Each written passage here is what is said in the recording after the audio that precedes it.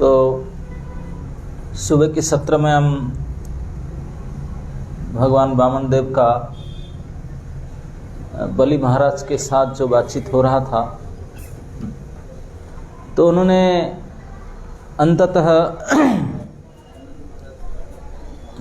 उनको प्रशंसा करते हुए अंत में बोले, तस्मात् तू तो मही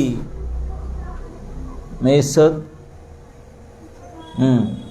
बरदर्शनात्, हे दैत्यराज, ऐसे कुलीन एवं मुक्त हस्त दान करने वाले आपसे मैं अपने पैरों के माप की केवल 3 पग भूमि याचना करता हूँ। तो अंततः वो कहते, भले मैं तो कुछ ज़्यादा नहीं चाहता हूँ, मेरे पैर में 3 पग भूमि चाहता हूँ आपसे।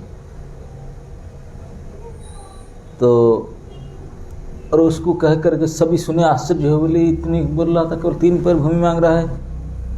तो उनके साथ साथ भगवान कहते हैं, इसमें जो 2 नंबर श्लोक से 15 नंबर श्लोक तक उन्होंने प्रशंसा किए। ये श्लोक नंबर सुने में अब अल्प में इतना ही मांगना है मुझे, केवल 3 पैर भूमि चाहिए, बताइए। और अपने 17 में बोलते हैं, नान्यत्ते कामये राजन वदान्या जगदीश्वरात्, बोलते हैं कि कोई, हे समग्र ब्रह्मांड के राजा, यद्यपि आप अत्यंत उदार है और जितनी भूमि चाहूँ मुझे इतने दे सकते हैं, किंतु मैं आपसे अनावश्यक वस्तु नहीं मांगना चाहता। यदि कोई विद्वान ब्राह्मण अन्यों से अपनी आवश्यकता अनुसार दान लेता है तो वह पापपूर्ण कर्म से नहीं फंसता।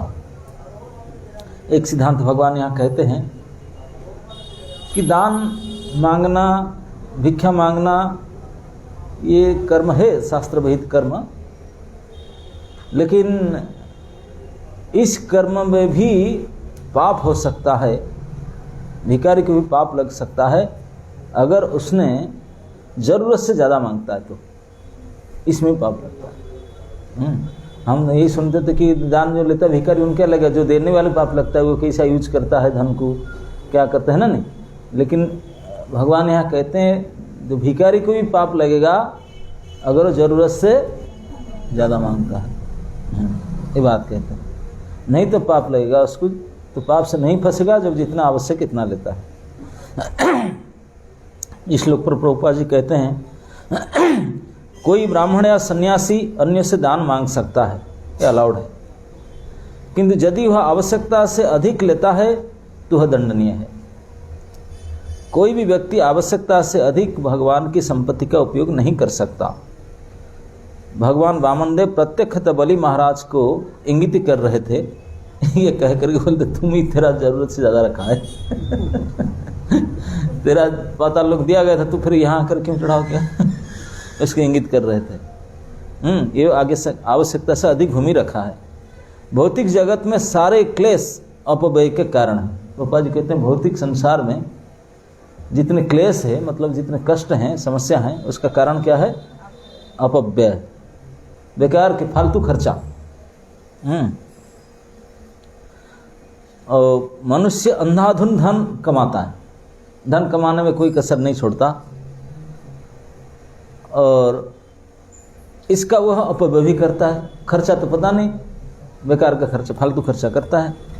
ऐसी कार्यकलाप पापपूर्ण है, और इसलिए समस्या होता है, क्योंकि ज़रूरत से ज़्यादा धन इकट्ठा करके उसको फालतू खर्चा करना ये पापपूर्ण है।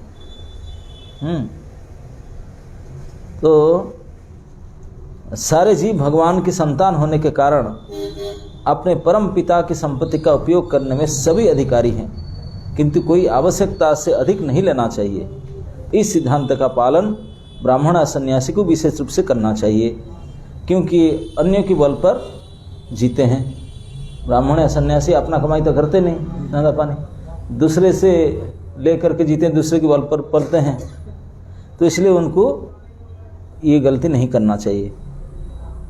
निसंदेह उनके पग में तथा सामान्य व्यक्ति के पग में ये बात भी कह देते हैं, जो वामनदेव बोले कि मेरे पैर में नाप के लूँगा तो ऐसा कहने का मतलब है उनका पैर कुछ विशेष है, दूसरे लोगों का पैर जैसा नहीं है। देखते तो बिल्कुल छोटी छोटी, लेकिन ये बड़ी हो जाएगी।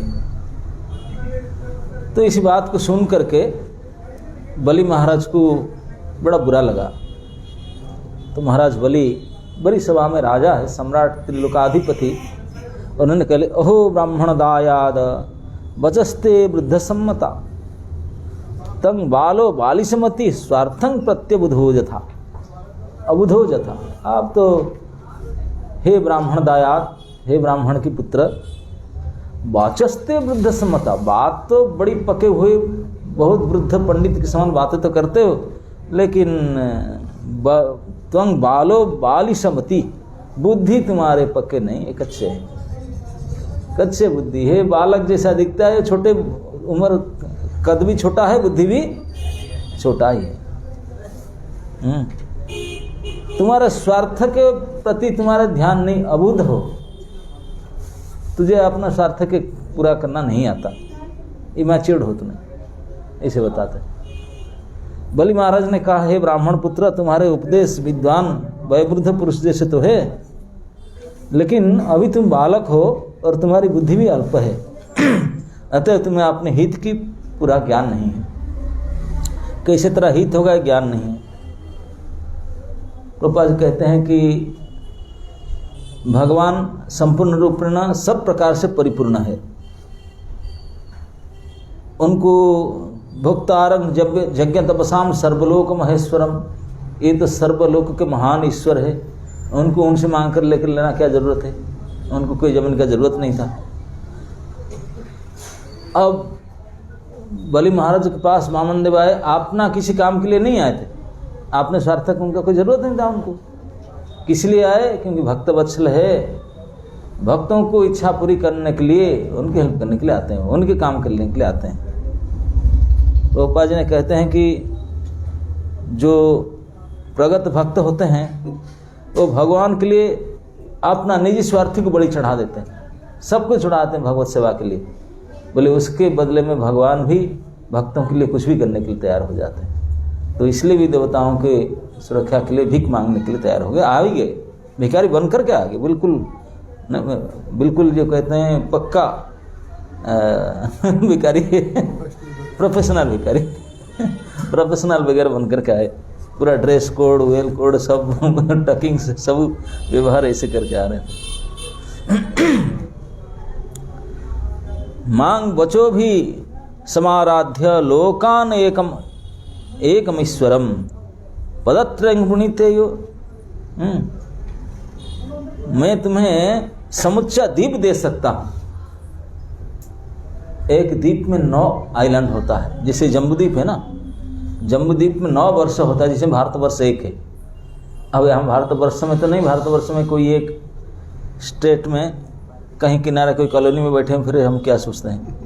लेकिन बलि महाराज बोलते हैं, मैं तुझे एक द्वीप दे सकता हूँ, 9 वर्ष विशिष्ट एक द्वीप दे सकता हूँ तुझे, और तू मुझे 3 पर जमीन मांग रहा है। क्योंकि मैं तीनों लोक, ब्रह्मांड के तीनों लोक के स्वामी हूँ, एकमात्र सम्राट हूँ। तुम मुझसे कुछ भी लेने आए हो तो मुझे अपने मधुर वचन से संतुष्ट भी किया हो, केवल ऐसा नहीं है, आई एम प्लीज्ड, आपके रूप, गुण और व्यवहार, बातों से मैं बहुत प्रसन्न हूँ, इसलिए खुल कर देना चाहता हूँ तुझे, किंतु तुम मुझे केवल 3 पग भूमि मांग रहे हो। इसलिए मुझे लगता है कि तुम इमैच्योर्ड हो। बलि महाराज का कहना कि ये था, ये दूसरे श्लोक में कहते हैं, हे बालक, जो एक बार कुछ मांगने के लिए मेरे पास आता है, फिर उसका जीवन में अन्यत्र मांगने की आवश्यकता नहीं पड़ता ना, वंस फॉर ऑल। बोला मेरे से कोई भीख मांगता है तो जीवन में फिर दोबारा उसको मांगना नहीं पड़ता, आवश्यकता नहीं रहनी चाहिए। अतएव चाहे तुम मुझसे उतनी भूमि मांग सकते हो जितनी तुम्हारे जीवन भर की आवश्यकता है। मतलब बलि महाराज को इंसल्ट फील हुआ, पूरे भव्य वीआईपी लोग सब बैठे हैं, देवता सब बैठे हैं उनके बीच में, और वो इतने प्रसन्न हो गए थे बलि महाराज, उनके चरण धोए, देने के लिए बिल्कुल तैयार हैं, याचना कर रहे हैं। लेकिन उनको मांगा केवल इतना। तो बोले महाराज थोड़ा इंसल्ट फील कर रहे हैं, बोल रहे कि देखो ब्राह्मण पुत्र, मुझे तो लगता है तुम छोटे हो, तुम्हारा बुद्धि समझ भी छोटा है, ठीक है, तुम्हारा इतना, तुम भिखारी लड़के हो, भिखारी का क्या वो जानता नहीं, बुद्धि है ही नहीं इतना, लेकिन तुम किससे मांग रहे हो जानते हो? तो रास्ता में साइड में कुछ मांगता तो 5 रुपया से ज़्यादा देंगे नहीं, 5 रुपये भी नहीं देते हैं, चेंज देंगे तो, लेकिन तू उनसे मांग नहीं रहे हो, तुम किसके पास मांगने के आई ये तो देखो। मैं त्रिलोकाधिपति सम्राट बलि हूँ, एकस्वर हूँ, मुझे आए हो मांगने के लिए और यही मांग रहे हो? ठीक है, मैं मानता हूँ तुम इमैच्योर्ड छोटे बालक हो, लेकिन अरे देने वाला कौन है? तो मुझे देख करके मेरे स्टेटस के हिसाब से तो मांगो, तुम्हारा स्टेटस से काम थोड़ी चलेगा एक साइड से। तुम लेने वाले छोटे हो, छोटे कद की, छोटे बुद्धि, छोटे स्वभाव का है, लेकिन देने वाले किससे मांगने आए हो? तो मेरे स्टेटस के हिसाब से मांगना चाहिए। और तुम्हारा पैर देखा, अरे मेरे पैर से कम ले लो, मेरा 75 फीट का साइज का चप्पल होता है, मैं नाप दूंगा तो एक आध कॉलोनी मिल जाएगा तुझे अगर तुझे पैर में डग में माप करके लेना है तो कम से कम मेरे पैर से ले लो, नहीं तो मेरे स्टेटस के हिसाब से मांगो, तो लोग जानेंगे हम चलो क्या कहेंगे आज, बोले देखो ये तो छोटा बालक था, हाँ अभी अभी जन्म हुआ था, बिल्कुल है नहीं, छोटा बालक, उनको मांगने नहीं आया, लेकिन सम्राट बलि को देने नहीं आया, ये कहेंगे ना लोग, कहेंगे जरूर, बोले अरे यार ये ठीक है, तो बच्चा है, कच्चा है, लेकिन ये पके हुए सम्राट, वो तो कम से कम देख करके देना चाहिए। तो ये बच्चे बुद्धि से, बाल बुद्धि से वही फंसे, तो इसलिए मेरा इंसल्ट है। तो मेरे स्थिति को देख कर तुझे मांगना चाहिए, ताकि लोग मुझे हंसी न उड़ाए, तुम्हें कहे मैं समझता हूँ। तो इस बात को जब बलि महाराज ने कहे, तब श्री भगवान फिर बोले, भगवान सुखदेव गोस्वामी भगवान कहते हैं, लेकिन बाकी सब तो सोचते हैं कि ब्राह्मण भिखारी ब्राह्मण है। कहे यावंतो विषया पृष्ठा त्रिलोक्यम अजितेन्द्रियम न शक्नुवन्ति ते सर्व प्रतिपूरयितुं नृप।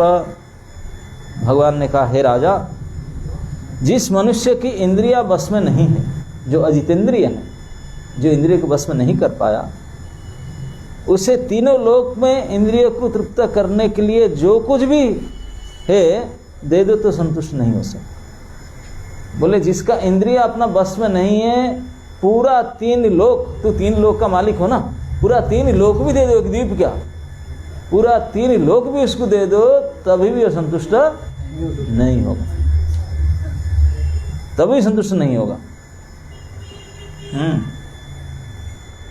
तो प्रभुपाद जी ने उसके बड़ा तात्पर्य लिखते हैं, भौतिक जगत वह माया है जो जीवों को आत्म साक्षात्कार के मार्ग से विचलित करती है। सबसे पहले लाइन प्रभुपाद बोलते हैं, ये भौतिक संसार ऐसा एक माया है जो जीव का लक्ष्य है उसमें डाइवर्ट कर देता है उसको। आज हम सुबह चर्चा कर रहे थे ना, हमारा उद्देश्य क्या होना चाहिए, हमको पता नहीं, व्हाट इज आवर यूज, ये प्रोडक्ट का यूज क्या है हमको पता नहीं। ये यूज पहले लाइन में लिखते हैं, जीवस्य तत्व जिज्ञासा नाथ ही कर्म भी, और कोई अर्थ नहीं है, जीव का एकमात्र लक्ष्य है तत्व ज्ञान को जानना, आत्म साक्षात्कार करना। आत्मा ने जानना कि मैं क्या हूँ, इतना जान ले, बाकी यूज तो बाद में करे, पहले जान तो लो तुम क्या हो। तो बोलते हैं ये आत्म साक्षात करना जो जीव का एक परम उद्देश्य है, ये भौतिक संसार का जो बनावटी ऐसा है उसको भुला देता है। बुढ़ा होने तक भी उनको पता नहीं चलता कि ये भी करना है मुझे, बिल्कुल फंसे देता है, भुला देता है। बोलते हैं यही भौतिक संसार की विशेष माया है। इस संसार के प्रत्येक व्यक्ति अपनी इंद्रिय तृप्ति के लिए अधिक से अधिक वस्तुएं पाने के लिए लालायित रहता है। सभी का तो ही है ना, बिल्कुल सभी, जितने ज़्यादा से ज़्यादा, किंतु वास्तव में जीवन का उद्देश्य इंद्रिय तृप्ति न होकर आत्म साक्षात्कार है। जीवन का उद्देश्य क्या होना चाहिए, और हम करते क्या है। अतएव जो लोग इंद्रिय तृप्ति के प्रति अधिक आसक्त होते हैं उन्हें योग पद्धति अपनाना चाहिए, क्योंकि इंद्रिय को बस करने के लिए तो सहायता करेगा। इंद्रिय को बस में करने का उद्देश्य क्या है? ना जन्म मरण में चक्र में पड़ने से रोका जा सकता है उसको। जैसा कि ऋषभ देव ने कहते हैं, न्यूनं प्रमत्त कृते विकर्म यत् इंद्रिया प्रीतय अप्रणोति न साधु मन्ये यत् आत्मनोयम असन्नपि क्लेशद आसदेह। जब कोई मनुष्य इंद्रिय तृप्ति के जीवन का लक्ष्य मान बैठता है, हम लोग माने हैं इंद्रिय तृप्ति करना ही जीवन के, इंद्रिय तृप्ति समझते ना किसी को कहते हैं, न केवल बोलते हैं सुनते हैं बस। ये क्या है, क्या चीज़ है इंद्रिय तृप्ति? कोई पेड़ के फल है या कोई प्रोडक्ट है, इलेक्ट्रॉनिक्स या organic, non organic? What is this? इंद्रिय तृप्ति होता क्या है?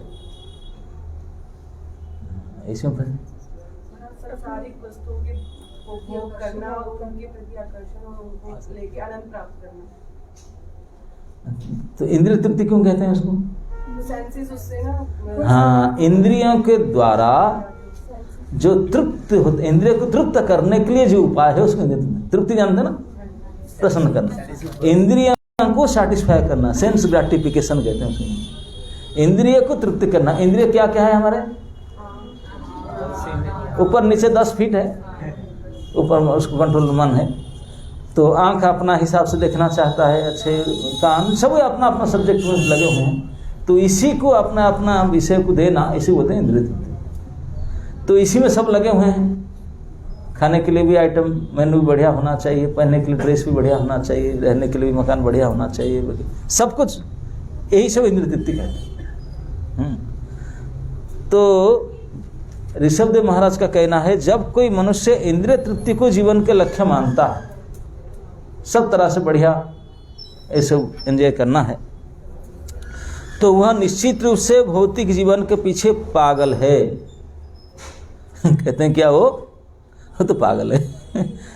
प्रमत्ता कुरुते विकर्म, बोलते पागल विकर्म करेगा ही, पागल हो जाता है। इसी प्रकार पाप कर्म में लिप्त रहता है। विकर्म मतलब पाप कर्म करता है। वह यह नहीं जानता कि विगत दुष्कर्म के परिणाम रूप ही उसे ये शरीर प्राप्त हुआ है। उनको ये पता नहीं कि ये तुझे शरीर क्यों मिला, पहले के पाप के वजह से तुझे शरीर मिला है दुख भोगने के लिए। वास्तव में जीव को यह भौतिक शरीर नहीं ग्रहण करना चाहिए था। हम लोग के शरीर क्यों, प्रभुपाद कहते हैं हमको कोई जीव को भौतिक शरीर ग्रहण नहीं करना चाहिए था। क्यों? वो क्या करना चाहिए था फिर? यहाँ नहीं आया फिर क्या करते हैं? क्योंकि तत्व विचार में ये देखा गया, शास्त्र में कहा गया है, ये जो भौतिक ब्रह्मांड के बीच में एक ब्रह्मांड में जो ये पृथ्वी लोक है, ये पृथ्वी लोक जिनको मृत्यु लोक कहते हैं, जिनमें मनुष्य रहते हैं, मनुष्य लोग कहते हैं, उसको पूरे ब्रह्मांड कितने लोक है? 14 फ्लोर प्लैनेट, 14 फ्लोर बिल्डिंग है, 14 फ्लोर का बिल्डिंग है। उसमें हम लोग कहाँ पे है? 7th में है। बोलते बिल्कुल सेंटर में है ना, बोलते हैं ये केंद्रीय कारागार है, सेंट्रल जेल। केंद्र में होता ना, बिल्कुल सेंट्रल जेल। बोले नीचे से ऊपर से बाकी लोग से जो बदमाशी करते हैं, नियम तोड़ते हैं, तो उन गवर्नमेंट ला कर सेंट्रल जेल में रखता ना, बोले वहीं आ जाते। बोले भौतिक देह में आने का मतलब आप जेल में आए हो, जेल में आ गए, यहाँ जेल आपको जैसे रखा दंड देगा करेंगे। और जेल में आकर के, जेल में कोई साधारण गलती किया तो 5 साल 3 साल 10 साल को ज़्यादा किया तो 15-20 साल भी दे देते हैं। तो हमको अपना हिसाब से मिला 15-20 साल तक, इसमें सबसे ज़्यादा मिलता है हम लोग को। कोई सेंचुरी तक जाते हैं, गर्व मानते हैं 100 साल जेल में रहे, वाट और बहुत गर्व मानते ना अपने आप को। मेरे पापा 90 साल से ऊपर तक रहे, वाह सुबह शर्म, 90 साल जेल में रहे, उसमें गर्व का बात है। अरे कई लोग तो यहाँ तक कहते हैं, प्रभु जी अब तो सेटल हो गया हूँ, अब तो कोई चिंता की बात ना, अब तक जेल में जाके सेटल हो गया। एक मैंने सोचने के लायक बात है। हम कहते अभी थोड़ा अभी है मकान वकान बना रहा हूँ, सेटल हो जाऊं, तब जेल में सेटल होना चाहता। कितने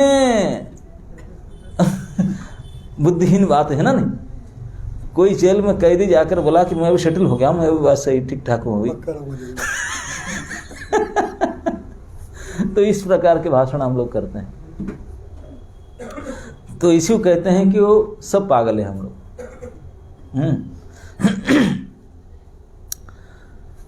तो क्यों? क्योंकि जो क्षणिक होते हुए भी उसके दुख के कारण है, बोलते इंद्रिय तृप्ति परमानेंट नहीं है, टेम्पररी। कितने भी प्रयास करो फ्लिकरी, और दुख देगा, सुख नहीं देने वाला है। सुख के लिए आप इसको काम किया, सुख तो नहीं मिलेगा। झलक के मात्रा के सुख जैसा दिखाई पड़ेगा, फिर दुखी शुरू हो जाए, खत्म। रहता भी नहीं और दुख भी देता है। वास्तव में जीव को भौतिक देह इसलिए ग्रहण करना नहीं चाहिए था, किंतु इंद्रिय तृप्ति के लिए उसे शरीर दिया गया है। क्योंकि उन्होंने बदमाशी किया, इंद्रिय तृप्ति करना चाहा, तो इसलिए बोले तू इंद्रिय तृप्ति करने के लिए इंद्रिय वाला मशीन देना पड़ेगा तुझे। यही मशीन दिए उसको, देना पड़ा।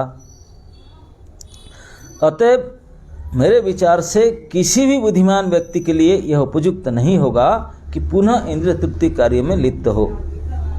इनसे वे लगातार बोलते हैं कि इसको जान करके कोई दोबारा फिर जेल में आने के लिए बोला नहीं, वो भी अच्छा एक्सपीरियंस है मेरा, फिर दोबारा आना चाहता हूँ मैंने। यहाँ सश्रम कारादंड होता है, अच्छा कम से कम रोटी तो मिल जाता है। तो ऐसा नहीं करना चाहिए कि फिर दोबारा उनको फिर दूसरा शरीर प्राप्त हो। ऐसा इस तरह ऋषभदेव के अनुसार इस भौतिक जगत के सारे मनुष्य पागलों की तरह इन कार्यों में लगे रहते हैं जिन्हें उन्हें नहीं करना चाहिए, किंतु जिन्हें वे मात्र इंद्रिय तृप्ति के लिए अवश्य संपन्न करते हैं, ऐसे कार्य उत्तम नहीं है, क्योंकि इससे उसे अगले जीवन में अपने दुष्कर्म की दंड स्वरूप पुनः शरीर धारण करना पड़ता है। इसी काम से बारंबार पुनरपि जननम पुनरपि मरणम पुनरपि जननी जठे, ये सब चलता रहता है। इससे बचने के लिए इस कार्य से हटना चाहिए। तो इसी को वामनदेव ने उनको कहे कि जो संतुष्ट नहीं है, जो सैटिस्फाइड नहीं है, उनको कितने भी दो सैटिस्फाइड नहीं हो सकता। बोले आप मुझे बोलते हैं, ये बातें ही कहते हैं, यदि मैं 3 पग भूमि में संतुष्ट न हो पाऊँ, मतलब मुझे डिमांड इतना है, मुझे चाहिए 3 पैर भूमि, मैं अगर इतने में संतुष्ट न हो पाऊँ तो मुझे यह निश्चित है कि 9 वर्ष से युक्त 7 द्वीपों में से कोई एक द्वीप पाकर भी संतुष्ट नहीं रहूँगा। यदि मुझे एक द्वीप मिल भी जाए तो मैं फिर अन्य द्वीप को पाने के लिए प्रयास करूँगा। एक से क्या होगा, और एक दे दो यार। हाँ, ये जो चाह का, ये भौतिक संसार में चाह का ये स्वरूप बताया गया। बड़े बड़े विद्वानों ने चाह समझते हैं, इच्छा, भौतिक संसार जो इच्छा है, हम सब इच्छा करते हैं हर सेकंड में। बोलते हैं इच्छा का एक स्वभाव है, प्रकृति है। क्या? सपोज आप जा रहे थे और पैसा चोरी हो गया, क्या हो गया, और आप ट्रेन में आना कि बस में आना चाहते थे, 100 रुपया चाहिए टिकट, और है नहीं आपके पास, तो हेल्प मांग रहे हैं, भाई साहब कैन हेल्प मी, 100 रुपया देंगे क्या, 100 रुपया देंगे। कई मांगते हैं, कोई दे नहीं देते, कोई सुनता नहीं, आप गालियाँ देते हैं, और क्या करेंगे, तो फिर मांगना चालू रखें। तो एक व्यक्ति अच्छा खासा मिल गया जिससे आपको बोला, और सोचा भी नहीं, तुरंत बोलते ही अच्छा नीड 100 रुपये, तुरंत निकाला, 100 रुपये निकाल दे दी। वो पर्स निकाला और कोई नोट था, निकाल करके 100 रुपये निकाल दे दी, तो आप खुश हो जाएंगे? सर पिटिंग बोले, यार ये फुटबॉल कहीं के यार 500 मांग लेता। इतने खासा अच्छा आदमी था यार, सोचा भी नहीं, मांगते ही दे दिया। मैं अगर 500 मांगता दे देता हूँ। कितना बुद्धिहीन काम किया तो हो ना, नहीं एग्जैक्ट यही बुद्धि आएगा। इच्छा पूर्ति हो जाने से लोभ, अगर नहीं पूर्ति हुआ तो क्रोध। मतलब इच्छा आगे लोभ और पीछे क्रोध को लेकर के जन्म होता है। अकेला नहीं कभी आता। इच्छा मतलब उनके दो भाई बड़े और छोटे साथ में रहेंगे लोभ और क्रोध, नहीं हुआ तो गालियां देंगे, क्रोध करेंगे, तो दिया तो लोग बड़े। बोले ये नेचर है। बोले हमको 3 पैर भूमि में मेरा काम चल जाता है, लेकिन एक आइलैंड द्वीप दे दो मुझे, इसमें संतुष्ट नहीं होगा, उसकी यूज नहीं करूंगा। बोले अरे और दूसरा मिल जाता, तुम्हारा जिंदगी खत्म हो जाएगा, इस द्वीप को घूम करके देख भी नहीं सकता, यूज क्या करोगे। लेकिन फिर भी आशा का बारे में क्या कहूँ, आशा समझते ना, डिजायर। आदि शंकराचार्य ने जो पद लिखे हैं उसमें कहते हैं क्या है, अंगं गणितं पणितं मुंडं वृद्धो गच्छति दंडम दशन विहीनम जातम तुंडम वृद्धो जाति दंडम तदपि न आशा पिंडम। बोलते हैं कि इतने अवस्था उसका हो गया है, शरीर पल गया है, सब बाकी सब इंद्रिय सब गल गया है, और दशन विहीनम जातम तुंडम, सारे 32 के 32 निकल गए और डंडा पकड़ कर चलता है, लेकिन फिर भी आशा नहीं मिलता। दिवस जामिनी सायंग प्रातः शिशिर वसंतं पुनरायात कालं गच्छति क्रीडति गच्छति आयु तदपि न मुंचति आशा पायु। बोले टाइम जा रहा है, दिन गया फिर रात आया, रात गया फिर दिन आया, शिशिर बसंत शीत गर्मी सब रुत गया, और ऐसे काल चला गया। खेलते खेलते देखते देखते हम जवानी थे, अब बूढ़ी हो चुके हैं, लेकिन आशा वो नहीं मिट रहा है, वो नहीं मिट रहा है। बोलते हैं कि अरे उन लोग का नहीं मिटता जो दिल्ली कॉलोनी, गीता कॉलोनी में रहते हैं, दिल्ली फिल्म में, लेकिन जो भिखारी है उनको तो मिट जाता है, उनको क्या है। आचार्य कहते हैं नहीं, उनका भी नहीं मिटता। वो श्लोक बड़ा अच्छा बोलते हैं कि करतल भिक्षा तरुतलवासम तदपि न मुंचति आशापासम अग्रे बन्ही पृष्ठे भानु, अग्रे बन्ही पृष्ठे भानु चिबुक रात्रो चिबुक समर्पित जानू। वो कहते हैं ये ठंडी के समय में, इस समय में जो गरीब है बेचारा, कुछ है ही नहीं, ठंडी कपड़ा बेचारा मांग के चलता है, वो क्या करता है, दिन में अग्रे बन्ही आग को सामने रख करके सेकता है, और क्या करेगा, है ही नहीं उलन कपड़ा, तो सामने आग को रख करके उसको बैठता है, और पीछे पृष्ठे भानु, जो सूर्य उगता है सूर्य को ऐसे पीट करके बैठता है, सूर्य को सामने नहीं देख सकता, पीछे सूर्य के ताप लेता है, सामने आग के ताप लेता है। और रात में क्या करता है, दिन में तो ऐसा करता है, रात न रात्रे चिबुक समर्पित जानू, जानू बोलते हैं ये घुटने को, चिबुक बोलते हैं ये, बोलते ऐसे करके ऐसे करके बैठते हैं, देखना करके बैठते हैं, ऐसे करके पूरा थोड़ी को वहाँ जानू को बुला ऐसे बैठते हैं, सिकुड़ करके ऐसे बैठता है रात में, जैसे कुत्ते अगर बैठ जाता ना, ऐसे बैठता है। रात्रो चिबुक समर्पित जानू, चिबुक को जानू के बीच समर्पित करके ऐसे सिकुड़ करके बैठता है, और दिन में आग सेकता है और धूप के सेकता है। बोलते इसी और क्या कैसे जीता है, ना करतल भिक्षा, कोई पात्र नहीं उनके पास, हाथ में वही उनका करपात्री है, करतल भिक्षा, भिक्षा मांगता है, बोले मेरे कटोरी नहीं, कमंडलू नहीं, हाथ में दे दो, वही खा लो, और क्या करो, अरे खीर भी खाएगा, डाल भी रहना, हाथ में होकर है ही नहीं, इसी में दे दो। करतल भिक्षा, रहता खाना, तरुतल वासम, रहता है पेड़ के नीचे, खाता है अपना हाथ में, और इस प्रकार रहता है, लेकिन तदपि न मुंचति आशा पासम, फिर भी आशा का फांस में बंधा हुआ, ऐसे स्टैंडर्ड भिखारी, फिर भी उनका आशा नहीं जाता, बड़े लोग को क्या जाए। बोलते ये ऐसे खतरनाक चीज़ डिजायर है, वो सभी का पास रहता है, और आता है तो लोभ और क्रोध को साथ में लेकर ही चलता है, हमेशा 2 बॉडीगार्ड चलते हैं उनके साथ आगे पीछे। तो इसलिए भगवान वामन देव कहते हैं बलि महाराज को, राजा जी आप तो बात सही कहते हैं, लेकिन जो संतुष्ट नहीं है ना, उनको तो कितने भी दे दो सेटिस्फाइड नहीं होगा, और सेटिस्फाइड नहीं होगा। उनको दीप दे दो, बोलेगा और दूसरा दीप देना चाहिए था, एक क्यों दिया मुझे सप्तदीपाधिपतयो नृपा वन्य आदि गयः। बोलते हैं कि हमने सुना है कि यद्यपि महाराज पृथु तथा महाराज गय जैसे शक्तिशाली राजाओं ने 7 द्वीपों पर स्वामित्व प्राप्त किए थे। सप्तदीपाधिपति थे पृथु महाराज, वेण्य मतलब वेण्य का पुत्र पृथु, और गय महाराज गय सप्तदीपाधिपति थे। अब द्वीप नहीं समझते, द्वीप मतलब ये छोटे मोटे आइलैंड मत समझिए। वहाँ द्वीप का मतलब है ये जैसे भारतवर्ष रहता है ना, ये भारतवर्ष जम्बूद्वीप का अंतर्गत है। ये जम्बूद्वीप में 9 वर्ष है, लक्षद्वीप, ये अजनभ वर्ष, इलाव्रत वर्ष, ये वर्ष, भरी वर्ष, कई वर्ष हैं, 9 वर्ष है। तो ये 9 वर्ष युक्त एक एक वर्ष कितना बड़ा देखिए भारतवर्ष, इसी हिसाब से 9 है।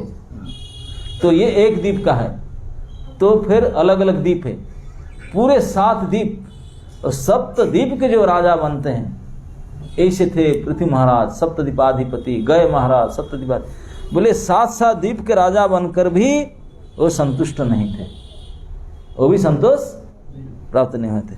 अपने आकांक्षा से अंत पा ना सके, अपने आशाओं का लिमिट तभी नहीं पा नहीं सकते थे, सप्तद्वीप के राजा होकर भी। यदृच्छ चोपपन्न संतुष्टं वर्तते सुखम।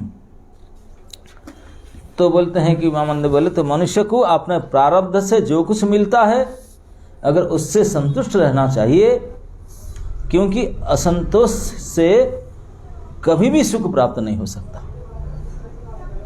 जो व्यक्ति आत्मसंतोषी नहीं है वह तीनों लोगों को पाकर भी सुखी नहीं होगा। जो अपने आप सैटिस्फाइड नहीं है उनको 3 लोग भी दे दो, सैटिस्फाइड नहीं होगा। बोले देखो मैं तुझे खुद मांग रहा हूँ, तू देने में तैयार हो, तो देने में कोई कदम नहीं, कसर नहीं छोड़ता, बोलते हैं ले लो, लेकिन मैं संतुष्ट हूँ, सैटिस्फाइड हूँ, इसलिए मैं उल्टा 3 पैर चाहिए, मुझे ज़्यादा चाहिए नहीं, मैं क्यों पाप कहूँ, मुझे इतना ही चाहिए, तो मैं इससे सैटिस्फाइड हूँ, तो मैं इससे सैटिस्फाइड हो गया। लेकिन जो सैटिस्फाइड नहीं है उनको तो पूरा 7 द्वीप भी दे दो, सैटिस्फाइड नहीं होंगे, उनके लोग और पड़ेगा। लेकिन जो सैटिस्फाइड है, तो मैं सैटिस्फाइड आपके सामने खड़ा हूँ, उसमें संतुष्ट हूँ। तो इसलिए ब्राह्मण का सबसे बड़ी गुण क्या है? संतुष्टि, संतुष्ट ब्रह्म गुण। जो ब्राह्मण संतुष्ट नहीं है वो तो दुनिया में कितने भी दे दो संतुष्ट नहीं होगा, कितने भी लालच रहेगा हमसे। तो इसलिए संतुष्ट होना चाहिए। कि कैसे संतुष्ट होना चाहिए? किसमें? न प्रारब्ध से जो अपने आप मिलता है, जदृच्छा लाभ संतुष्ट, जितना मेरे पूर्व कर्म के अनुसार जितने मेरे भाग्य में लिखा है इतना मुझे मिलेगा और उसी में मेरे संतुष्ट। बस मेरे भाग्य में यही था, मेरे धन इतना है, सुख इतना है, इतना, बस इतने में खुश रहो। काहे को आशा करूं? आशा करने मिलेगा नहीं, दुखी होगा, आशा करने दुख बढ़ेगा। तो इसलिए आपने भाग्य की को मान करके इसी में संतुष्ट हो जाना चाहिए। आगे कहेंगे जो अपने प्रारब्ध की बस में जितना प्राप्त हो सा इसमें जो संतुष्ट हो जाता है तो वो मुक्ति पा जाते हैं, कर्म चक्र से मुक्त हो जाएगा। और जो उसमें संतुष्ट नहीं होगा तो वही फिर कर्म बंधन से फंसेगा, वही बंधन से फंसेगा। प्रभुपाद कहते हैं कि यदि सुखी जीवन के परम लक्ष्य है, हम लोग क्या मानते हैं जीवन के लक्ष्य क्या है? सुखी होना। बोलते सुखी होना जीवन के अगर परम लक्ष्य है तो प्रारब्ध से जो पद प्राप्त हुआ है उसी से मनुष्य को संतुष्टि हो जाना चाहिए। प्रहलाद महाराज ने खुल करके कहे, सुखम इंद्रिय दैत्या देह योगी न देहिनाम सर्वत्र लभ्यते दैवात यथा दुखम यत्नतः। प्रहलाद महाराज का 7वें स्कंद भागवत में बात है, अपने क्लासमेट को उपदेश दे रहे थे। बोलते हैं दैत्य कुमार, इस सुख तो हम लोग इंद्रिय के द्वारा भोग करते हैं और हमारे पास वो उपाय है ही नहीं। जो भी प्रकार सुख लेना चाहेंगे कैसे सुखी होंगे? ओनली थ्रू सेंसेस, इंद्रिय के द्वारा सुखी हो सकते हैं। तो बोले दैत्य वालों को इस इंद्रिय के द्वारा जो सुख अपने प्राप्त करते हैं और चाहते हैं प्राप्त करने के लिए, इंद्रिय कम दैत्या देह जोगी न देहि नाम, इस देह में जो सुख प्राप्त करते हैं इंद्रिय के द्वारा, ये सर्वत्र लभ्यते, ये तो हर जगह में मिलता है, हर जगह में, हर जोनी में। हर समय मिलता है। बोले कैसे? न दैवात, दैवात मतलब दैव योग से, अपने भाग्य के हिसाब से, पूर्व जन्म के प्रारब्ध के हिसाब से मिलता है। बोले कैसे? बोले सुख के लिए तो प्रयास करता है ना, हाँ। दुख के लिए कोई प्रयास करता है? कोई अब तक मांगा भगवान हे प्रभु मुझे बुखार हो जाए, मेरे सर तोड़ जाए, कभी कोई मांगा? हो ही नहीं सकता भाई, मिस्टेक भी नहीं मांगे। कभी कोई भूल में कोई गलती, इसी गलती में भी नहीं होगा। गलती में हाँ कम बेशी थोड़ा मांग ले, लेकिन दुख नहीं मांग सकते गलती में। बोलते जैसे दुख आपको मिलता है कैसे ना, अयत्नतः, जत्न नहीं करना पड़ता। सुख के लिए भारी जत्न करना पड़ता है, लेकिन दुख के लिए बिल्कुल जत्न नहीं करते। वो महाराज आते हैं अनइनवाइटेड गेस्ट, दुख जी, और सुख को कितने इनवाइट करते हैं, वो आ ही नहीं रहे, है ना। तो इसलिए बोलते हैं जैसे दुख अयत्नतः, बिना चाहे बिना प्रयास करने पर भी दुख जैसे आता है। अब सोच रहे हैं कैसे दुख आता है, मैं चाहता ही नहीं, मैं मना करता हूँ, मैं नहीं चाहता हूँ, नहीं चाहता, मत लाइए, एड्रेस भी नहीं देता हूँ, नहीं दिया, बताया नहीं, लेकिन पता नहीं मेरे पीछे पड़े, ढूंढ कर मेरे पास आ जाते हैं दुख। और सुख में सारे आईडी प्रूफ दिया, मैसेज दिया, एड्रेस दिया, बुलाया, माला फला रखा उनके लिए, वो आ ही नहीं रहे, है ना। नहीं, सुख महाराज नहीं आ रहे और दुख तो दुख के ऊपर आते रहते हैं। बोले क्यों? बोले ये तो समझ में नहीं रहा कि समझ में तेरे नहीं रहे, ये तेरे पूर्वजन्म की कमाई है, ये प्रारब्ध है। पहले के हिसाब किताब के अनुसार तुझे जितना दुख मिलना, जैसे बिना प्रयास के दुख आता है, ठीक अगर पहले के हिसाब किताब से सुख होगा वो भी बिना प्रयास किया आएगा। उसके लिए हाथ पर पिटना कोई जरूरत नहीं, बिल्कुल नहीं, क्योंकि वो फिक्स है, और पहले जन्म से बुकिंग करके रखा गया, इतने मिलेगा तुझे मिलेगा, तुम कितने भी कर लो उससे चना भर ज़्यादा नहीं होगा, नहीं हो सकता। कोई बोलेंगे हम तो इतने कमाते हैं, बोले तो कमा सकता है लेकिन भोग नहीं सकता ना, वो भोगेगा और कोई, क्योंकि इंश्योरेंस करेगा और बैंक में रखेगा, मर जाएगा। और इंश्योरेंस वाला बोलेंगे ये पॉइंट है इसलिए नहीं मिलेगा, कई करेंगे वो देंगे ही नहीं, और पता नहीं कौन खाएगा उसको, कि गवर्नमेंट बैंक फंड में जाएगा, पता नहीं कौन ड्रा करेगा, क्या होगा, आप तो नहीं कर पाओगे। एक विद्वान ने बता रहे थे, सचमुच अपना धन कौन सा है, किस चीज को हम अपना कहेंगे, वो विश्लेषण करके बता रहे थे। हम किस धन को बोल सकते हैं ये हमारा है। आप बोलेंगे मैं जिसको कमा रहा हूँ, बोले ना, आप कमा रहे हो केवल आप संतुष्ट हो कमा करके, लेकिन आप खा रहे हो क्या? ना अभी खा रहे हो, बाद में बोलते हैं कि बाद में तो मर जाएगा, तो क्या बनेगा पता नहीं, कुत्ता बिल्ली बनेगा कि और कहीं जाए को पता नहीं। तो फिर आपका कैसे? जो उनको भोग रहा है उसका होना चाहिए, आप तो भोग नहीं रहे, आप ला कर सीधा अकाउंट में ट्रांसफर हो जा रहा है, आप तो देख भी नहीं रहे। बोले वो धन तो आपका नहीं है जो आप परिश्रम करके लाता है, लेकिन तो परिश्रम तो जो लेबर का हम काम देकर कराता है वो भी करता है, तो किसके लिए लेबर का काम करता है? क्यों कमाता है, लेकिन आप नहीं भोग सकता, मतलब आपका ये नहीं है। आपका होता अगर आप उसको यूज करता, यूज तब करते ही नहीं, तो लेबर की तरह काम करता है, तो ये धन आपका नहीं है। जिसको हम कमाते हैं वो धन हमारा नहीं है, क्योंकि हम उसको भोग नहीं कर पाते। तब बोले अच्छा जो हम भोग करेंगे तो हमारा होगा। बोले हम रसगुल्ला खाएंगे डेली 10 और कचौड़ी समोसा खाएंगे, भोग करेंगे सर।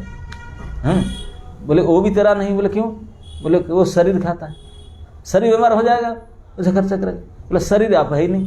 अरे ये गड़बड़ हो गया ना, नहीं, क्योंकि वो तो शरीर में डालता है, वो शरीर भोगेगा और मरेगा।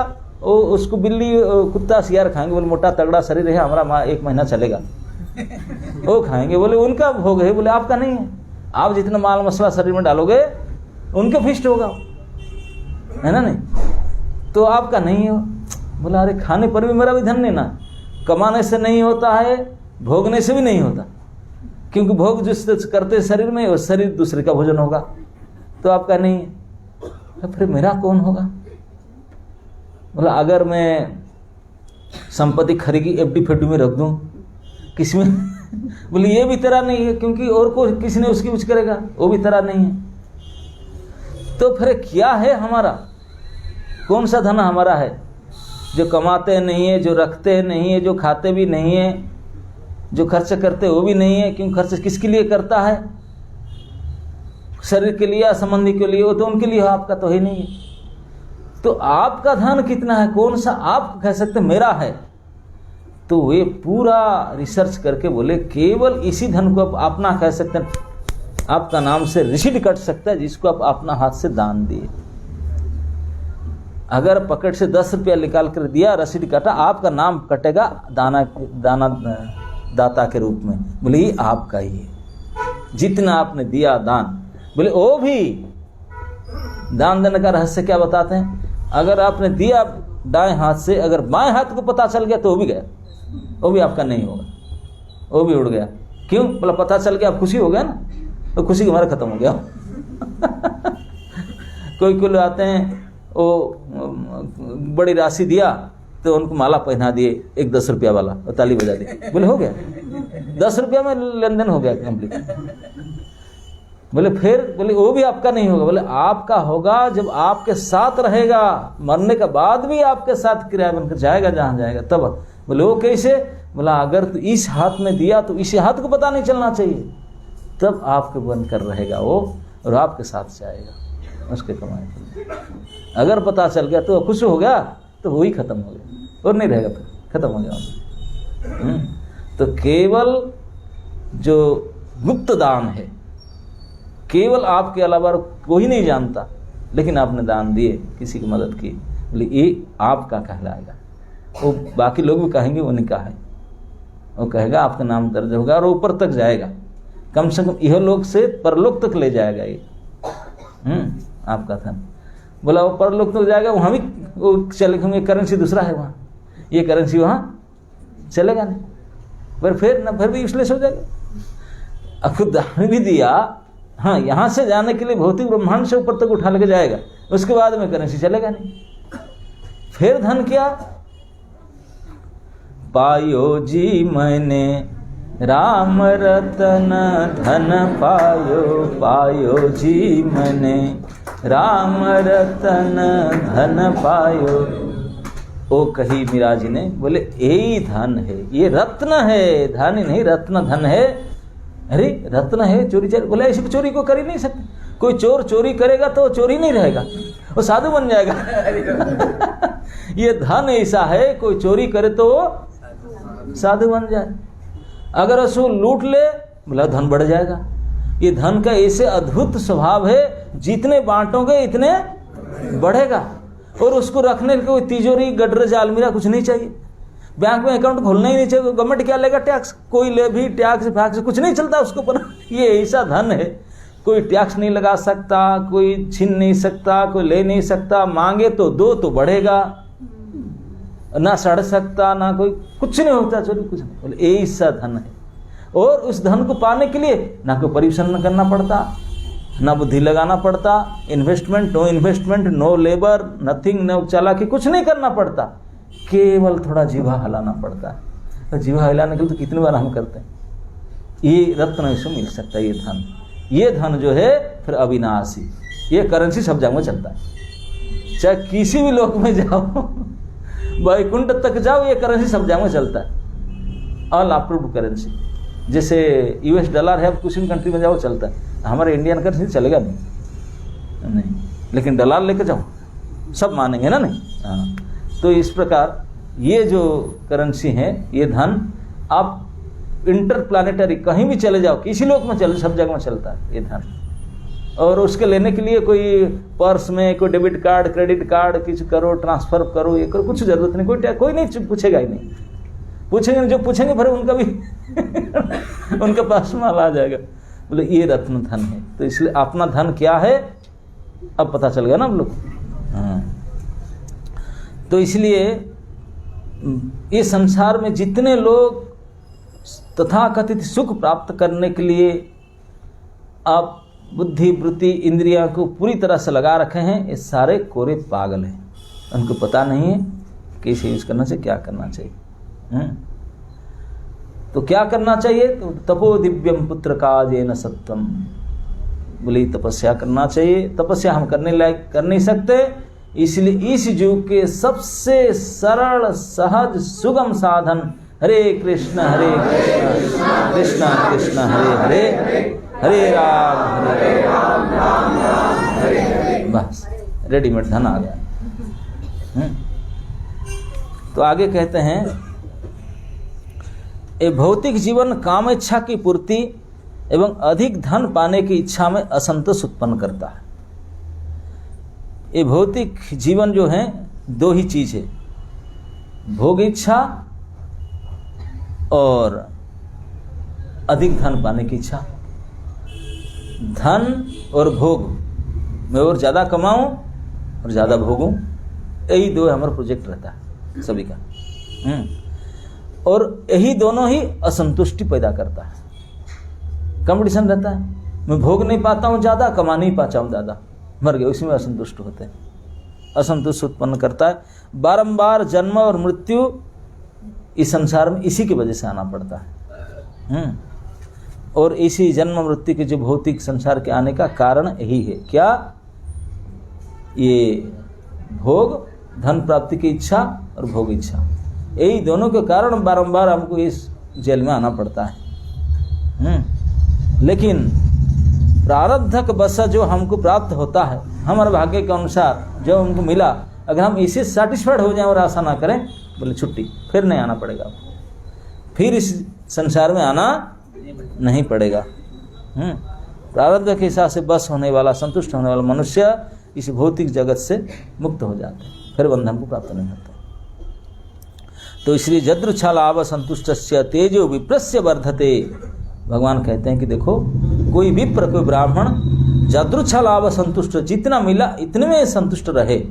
मेरा भाग्य में 10 रुपया था, 10 रुपया था, इसी में संतुष्ट, बोले इसी जितना मिला अपने भाग्य के हिसाब से मान कर इसी में अगर संतुष्ट रहे तो उनका तेज वर्धते, उनका तेज बढ़ता है। लेकिन जो प्रयास करता रहता है और पाने के लिए और अपने प्रारब्ध के प्राप्ति से संतुष्ट नहीं होता, असंतुष्ट रह के फिर प्रयास करता है, उनका तेज ऐसे घट जाता है जैसे आग में पानी डालने से बुझ जाता है, ऐसे बुझ जाता है उसके तेज बुझ जाता है। ऐसे कहते, प्रारब्ध से जो कुछ भी प्राप्त होता है उसी से संतुष्ट रहने वाले ब्राह्मण की अत्यधिक शक्ति में प्रवृद्धता निरंतर बढ़ते जाती है, किंतु असंतुष्ट ब्राह्मण की आध्यात्मिक शक्ति उसी तरह क्षीण हो जाती है जिस प्रकार पानी छिड़कने से अग्नि की ज्वलन शक्ति घट जाती है, मिट जाती है। भगवान ने स्ट्रंग वाणी कहे, फिर कहे तस्मात् त्रीणि पदान्येव, इसीलिए मुझे केवल 3 पग भूमि चाहिए, मैं ज़्यादा मांगूंगा ही नहीं। आप कितने बोलने से दीप दे दे, मेरा होगा क्या, मुझे होता ही नहीं चाहिए। मैं तो नीचे सोऊंगा, मैं तो बेड भी नहीं लगाता, मैं सोऊंगा, मुझे इसमें चाहिए। तस्मात्, अतएव हे राजा, दानियों में सर्वश्रेष्ठ आपसे मैं केवल इसी 3 पग भूमि मांग रहा हूँ, इस दान में मैं अत्यधिक प्रसन्न हो जाऊँगा, मैं बहुत खुश हूँ इतने मिलने पर, मुझे ज़्यादा मैं नहीं चाहता हूँ। इसमें सुखी हो, क्योंकि सुखी होने का ही विधि है, यही सुखी होने की विधि है कि जो नित्यांत आवश्यक हो उसके पाकर संतुष्ट हो लिया जाए, जितना आवश्यक है इतना पा करके संतुष्ट हो लिया जाए। जैसे हमको अगर जैसे भी हो 3-4 रोटी खाने से पेट भर जाता है, लेकिन 4 रोटी माता जी ने बना कर दिए गरम गरम, अब थोड़ा घी दिया नहीं, घी अचार होना चाहिए था ना, थोड़ा ये भी होना चाहिए था, यही सब्जी करके ले आया कर, वो सब्जी होना चाहिए था। अरे जो है ही नहीं, चिंचड़ करने से मिलेगा तो है ही नहीं, आज किचन में यही बना है, तो जो आया थाली में उसको पालो, और पाने से पहले ही बिड़बड़ करते रहेगा, चिंचड़ करते रहेगा, बोले इसमें इंडाइजेशन हो जाएगा, मिलेगा तो है ही नहीं, वो कहाँ से लाएगी, आज तो बना ही नहीं घर में, यही है किचन में, आज उससे ज़्यादा तो कुछ चिल्लाने से बिगड़ने से आने वाला तो है ही नहीं, तो क्या करेंगे। तो केवल असंतुष्टि बढ़ेगा और कुछ नहीं हो। तो इसलिए जो मिला सेटिस्फाइड। आज ठाकुर जी ने मेरे भाग्य में यही रखे, एक कहने का बात है ना, दाने दाने में लिखा है, वो प्रिंट आउट होकर आता क्या करें जब प्रिंट आउट होकर आता है आप उसे चेंज कैसे कर सकते। अपना नाम लिखा है इसी दाने पर, दूसरे दाने पे लिखा नहीं, मुंह पर लिए तो गिर जाएगा वो, जाएगा नहीं, क्योंकि इसे प्रिंट आउट नहीं आपका नाम जाएगा नहीं। इतने परफेक्ट भगवान के हिसाब किताब, इतने परफेक्ट है। चैतन्यामृत में बात आता है, चैतन्य महाप्रभु खुद कहते हैं जब उन्होंने संन्यास लिए, जब शांतिपुर से पुरी की तरफ चल रहे हैं, तो उनके साथ जो 4-5 और भक्त जा रहे थे, नित्यानंद, जगदानंद, मुकुंद इत्यादि, तो बोले हम तो आपके साथ जाएंगे। घर द्वार छोड़ के उनके साथ चल पड़े, प्रभु के प्रति आसक्त चले। 20-25 किलोमीटर 30 किलोमीटर जाने के बाद में महाप्रभु मोड़कर देखे, बोले अच्छा आप लोग चले, हम आपके साथ आ गए। अच्छा पता है ना कहाँ तक जाएंगे ना? आप बोले नीलाचल जाएंगे, पुरी जाएंगे। पता है कितना? 600 किलोमीटर है। गाड़ी फाड़ी तो नहीं, पैदल में चल के जाएंगे। कुछ लाएं धन पानी, रास्ता में रहेंगे कैसे, खान पान खर्चा वर्चा हो, कोई लाए? सब एक दूसरे को मुंह देखे, बोले आप तो बताए नहीं, कुछ लाए नहीं। हम तो गमछा उठाए चल दिए, कुछ ही नहीं लाए, कुछ नहीं ना, कुछ नहीं लाए, हम कुछ लाए नहीं, आप तो बताए नहीं कुछ। घर जाते कुछ जोगाड़ जंत्र लगाते नहीं, कुछ लाए, ऐसे ही आ गए। तब भगवान ने खुश हुए, बोले हाँ मेरे साथ जाने के लिए आप योग्य हो। अगर आप कुछ लेकर आते वहीं से विदा कर दिया होता। बोले क्यों? क्योंकि जिनका प्रभु के ऊपर भरोसा नहीं है, धन के ऊपर भरोसा, ये मेरे साथ नहीं जा सकता।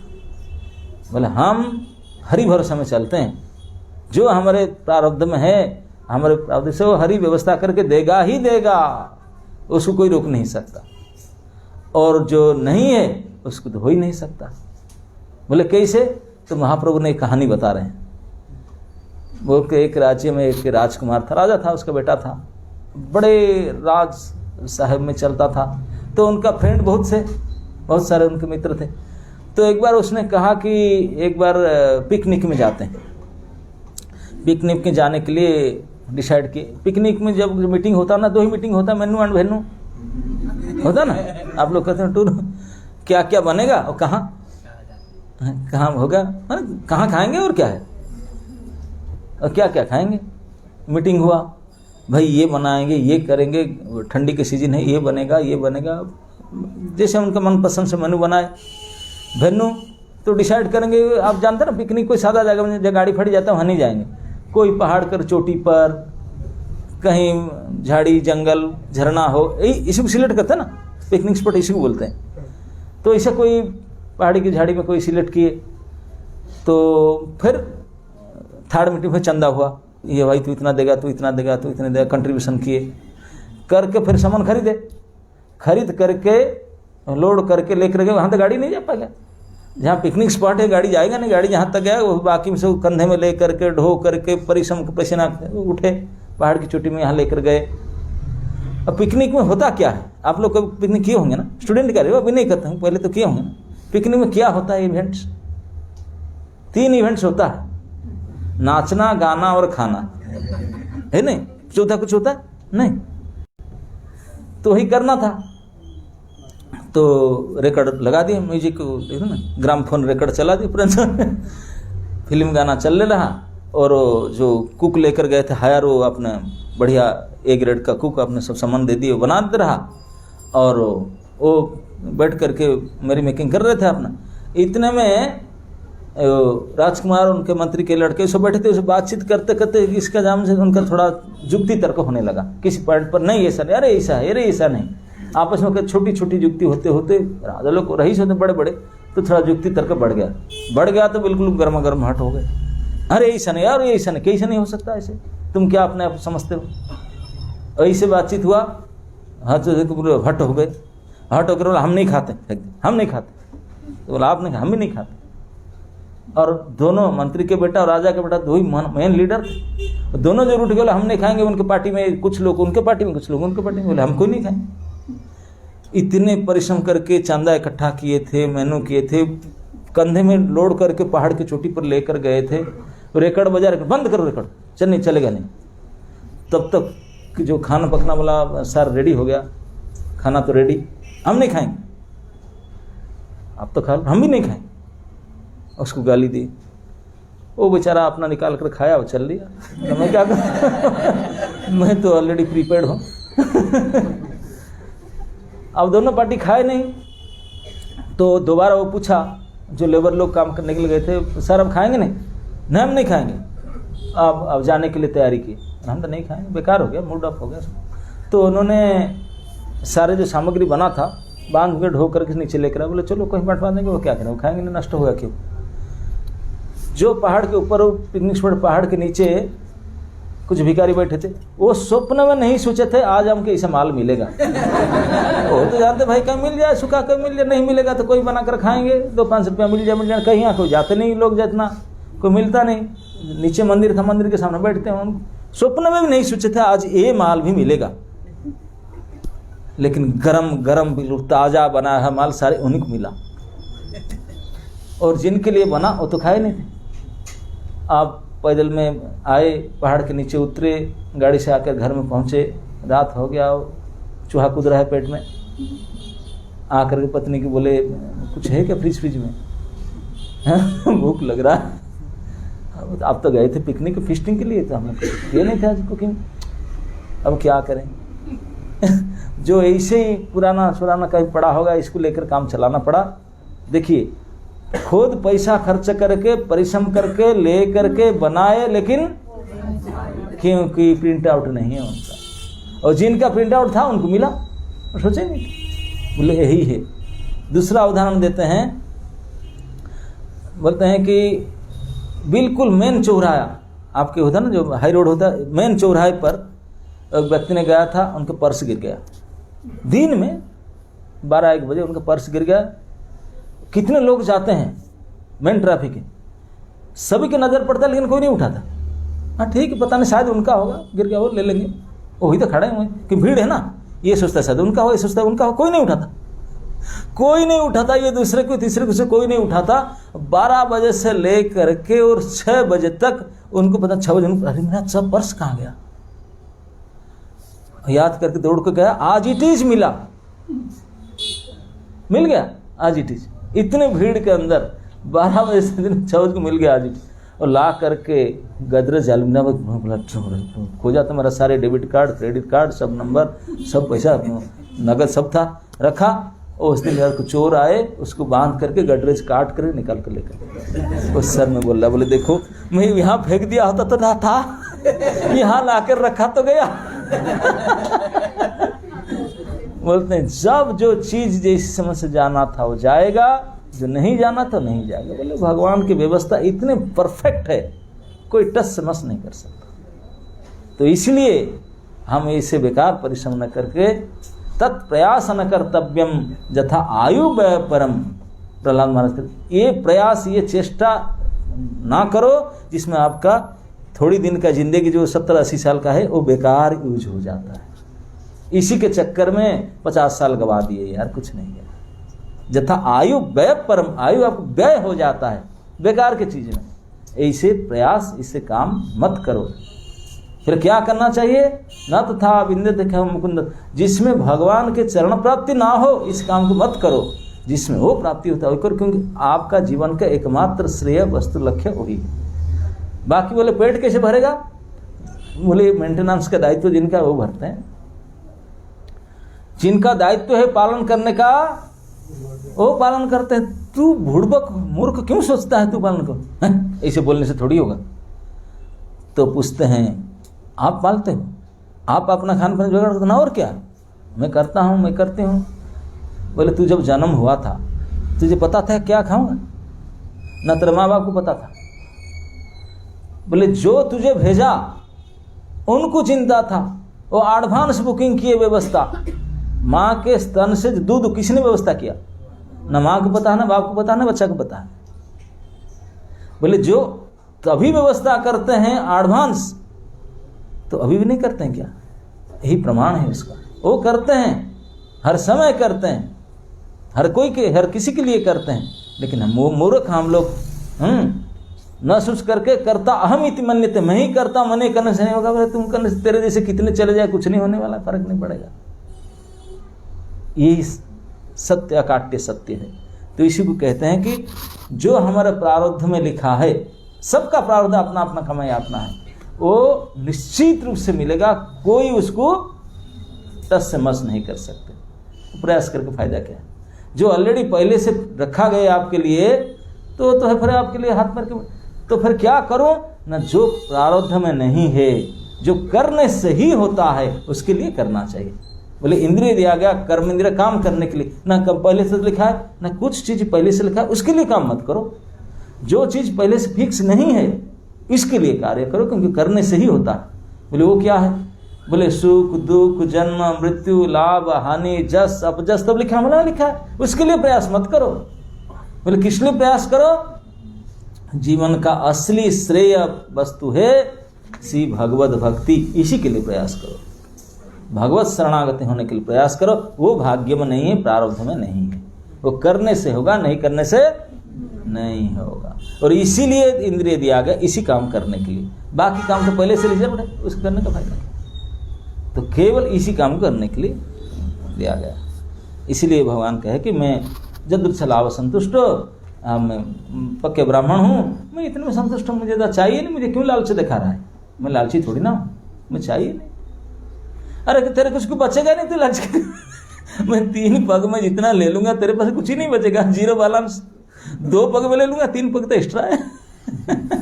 अपना भगवान चुपचाप मन में रहकर बोलते हैं कि मैं तो संतुष्ट इसमें, मुझे कुछ चाहिए नहीं, तो मुझे इतना लालच दिखा, ये दे दूँ ये दे दूँ ना। हम संतुष्टि ब्राह्मण है, ज़्यादा मांगते नहीं है। हम धैर्यशाली है, आप कितने लोग दिखाने से हम नहीं लेंगे। नहीं लेते। तो उसको सुन करके सुखदेव महाराज कहते हैं, शिशुकोवाच इति उक्त स ईसन्नाह वांछतः प्रतिगृह्यताम वामनाय महिंदातुम जग्राह जलभाजनम। फिर वामन देव ना जिसका जो सुना भगवान से, बलि महाराज बोले छोड़ो यार, तुम ऐसे हो जिद्दी पकड़ करके, ढीठ लड़का तुम, ठीक है ठीक है। सुखदेव गोस्वामी ने आगे कहा कि जब बलि महाराज ने भगवान की इस प्रकार की बोली सुनी तो हंसने लगा। बोले क्या ना समझ बालक है, जिद्दी पकड़ा, ढीठ, ठीक है जाने दो उनको, ठीक है बहुत अच्छा, आप जो इच्छा चाहते हो, जो चाहते हो वही लो। और प्रतिज्ञा वर्ण शयन करने के लिए शंख उठाया, जलपात्र उठाया। वामन देव की इच्छित भूमि देने के लिए, अपने वचन को पक्का करने के लिए, संकल्प करने के लिए उन्होंने अपना जलपात्र शंख उठाया। पहले आजकल जैसे वर्ण साइन करना पड़ता ना, एग्रीमेंट साइन, मैं देने के लिए आई एम एग्रीड, तो पहले ज़माने में पेन एंड पेपर नहीं होता था, तो प्रतिज्ञा संकल्प होता था, एक जल होता है शंख में लेकर के त्रिविधा कह करके जल गिराना, वन टाइम तो पक्का हो गया, निश्चित कन्फर्मेशन। तो शंख उठाया प्रतिज्ञा करने के लिए कि मैं जो आप चाहते हैं वही दे दूंगा, आप संतुष्ट हो जाओ। जैसे जलपात्र उठाया साइन करने के लिए, विष्णवे क्षमां प्रदास्यन्त सुना असुरेश्वरम जनांग चिकीर्षितं विष्णु शिष्यं प्राहं विदांबर। भगवान विष्णु के प्रयोजन को जानते हुए विद्वानों में श्रेष्ठ शुक्राचार्य, विद्वानों में श्रेष्ठ शुक्राचार्य को कहा गया, वो विद्वानों में श्रेष्ठ है। वो आपने देखा कि चेला का स्थिति खराब हो रहा है, आपने शिष्य को इसी प्रकार फंसते हुए देख करके, बलि को इस प्रकार देख करके, शुक्राचार्य ने तुरंत ही अपने शिष्य बलि से कहने लगे, जो भगवान वामन देव को सब कुछ देने जा रहे थे, अभी अभी वर्ण साइन करने जा रहे थे, मतलब शंख लेकर पानी डाल ही रहे थे, एक बार दूसरा बार डाल, तीसरा बार डालने के जा रहे थे, रोक रहा था लेकिन वो तो दे कर रहे थे साइन, तो तुरंत रोका उनको आवाज करके, वो खड़े हो गए, बोले गुरु जी की आवाज आ रहा है। श्री शुक्रोवाच ऐसा विरोचनो साक्षात भगवान विष्णुरव्ययः। भले विरोचन पुत्र, विरोचन के बेटा बलि, खबरदार, क्या तू नहीं जानता है कौन है? ये ब्राह्मण नहीं है, ऐसा भगवान साक्षात विष्णु अव्यय, हे अव्यय भगवान साक्षात विष्णु। शुक्राचार्य ने कहा, हे विरोचन पुत्र, यह वामन रूपधारी ब्रह्मचारी साक्षात अव्यय भगवान विष्णु है। यह कश्यप मुनि को अपना पिता और अदिति को अपनी मां बना करके देवताओं के हित साधन करने के लिए आया है। समझ लो, डुप्लीकेट है, ओरिजिनल खंटी ब्राह्मण नहीं है, अब भी ड्रेस पहनकर आया। प्रतिश्रुतं तस्मै यद अनर्थम अजानता न साधु मन्य दैत्यानां महानुपगतो नयः। तुम यह नहीं जान पा रहे हो कि इन्हें भूमि देने का वचन देकर तुमने कितने घातक स्थिति अंगीकार कर ली, कितना खतरनाक स्थिति मोल ली तूने उनको वार्ड दे करके, वचन दे करके। मेरी समझ में यह वचन या प्रतिज्ञा तुम्हारे लिए ठीक नहीं है। मैं तो मानता हूँ बिल्कुल गलत किया आपने। इससे आपको नहीं, आपके कुल को, पूरे असुर कुल ही नाश जाएगा, बड़े घाटा होगा असुर कुल। तो इसलिए डोंट डू दैट। अभी कम से कम 2 बार किया है, तीसरी बार करना, रुको रुको मत करो। अरे मैं 2 बार कर चुका हूं, अभी करना चाहिए, नहीं नहीं मत करो। ऐसा ते स्थानम ऐश्वर्यम श्रियम तेजो जशस्रितम।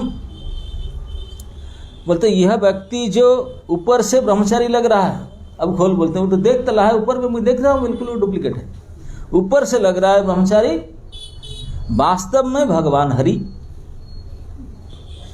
जो तुम्हारी सारे भूमि, संपत्ति, सौंदर्य, शक्ति, जस तथा विद्या ले करके इस रूप लेने के लिए इस रूप में आया है। यह तुम्हारा सर्वस्व छीनकर तुम्हारे शत्रु इंद्र को दे देगा, इसलिए तुम्हारे सारे लूट लेगा और तुम्हारे जो आंटी पार्टी है उनको दे देगा विरोधी दल को दे देगा। बोलते कौन है ना, ऐसा भाई हरि। तो आचार्य लोग कहते हैं हरि शब्द कहने का मतलब हरि का काम ही हरण करना, उनका नाम ही कहता है हरि, हरण करेगा तो सब हर लेगा।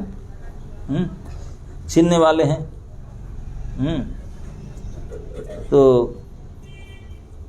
प्रभुपाद जी ने कहते हैं कि ये भी आचार्य कहते हैं कि हरि शब्द और हरि शब्द के साथ जो नाता जोड़ता है वो सारे हरण कर लेता है।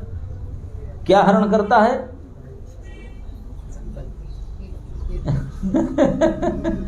सब ले लेता है ना नहीं? सर्व क्लेश हरे, सबसे पहले तो आपकी तकलीफ हरेगा। ये हम लोग को पता नहीं, ये धन हम सोचते हैं सुख देता है करके, सचमुच दुख देता है। भागवत के 11 स्कंद में एक बड़े सुंदर प्रसंग आता है, अवंती भिक्षु प्रसंग, शायद आप लोग पढ़े होंगे। अवंती भिक्षु प्रसंग, एक भिखारी, वो भिखारी क्या ब्राह्मण देवता था, बड़े रईस आदमी था, बड़े धनी आदमी था ब्राह्मण, लेकिन करोड़ों की संपत्ति था उसके पास और पत्नी परिवार सब थे, लेकिन इतने ब्रांडेड कंजूस था, एक नया पैसा अपने लिए तो खर्चा था, पत्नी परिवार बेटा बेटी के लिए तो भूलो ही मत, कभी नहीं देता। वो रो रो कर मर जाए फिर भी नहीं देगा, सब रखेगा, चाबी को अपने कमर कस कर रखेगा, आपने लिए नहीं कि परिवार में किसी के लिए नहीं करता था और रखता था कमाई करके धन रखा। तो उसके पत्नी भी उनको बिगड़ती थी, बोले कैसा है यार इतने कंजूसी, बेटा बेटी उनके सारे लोग घर परिवार के सभी लोग बिगड़ते थे उनके इतने कंजूसी के प्रति, लेकिन उनका स्वभाव महाकंजूसी था। तो हुआ क्या, तो धीरे धीरे कितनी मांग करके चाहे नहीं दिया तो परिवार के लोग उनसे बहुत रुष्ट हो गए। तो उन्होंने वो देखभाल नहीं किए, कुछ खाना ठीक से नहीं दिए, सेवा ठीक से नहीं किए, जो सामान रखना ठीक से नहीं की, धीरे धीरे उनको बीट करके उनके सपोर्टर कोई नहीं है, चोर घुसे। चोर घुसे तो आपने बेटा भी देखा, बोले जाने दो बाबू बुढ़ा के और क्यों है, बोले वो इसे सांप की तरह बैठा हमको नहीं देता, चोर ले जाने दे, फिर क्या करे। वो जान से कोई सपोर्ट नहीं किया, चोर आकर बांधा उसको, चोरी करके दिन की तरह लेकर गया, कोई कुछ बोले। बुढ़ा को पता चला, उन्होंने घर में थे, मदद नहीं की, चिल्लाई नहीं, चौकीदार भी बोला कि ठीक है तो ले जाना चाहिए हमको नहीं देता चाय पानी तो कोई सपोर्ट नहीं किए, माल चोरी हो गया। जैसे चोरी हो गया तो हल्ला हो गया, कितना होता है, गवर्नमेंट आया, टैक्स ले लिया, क्रूक किया घर में, तो इतना सब माल निकला, सब ले गया।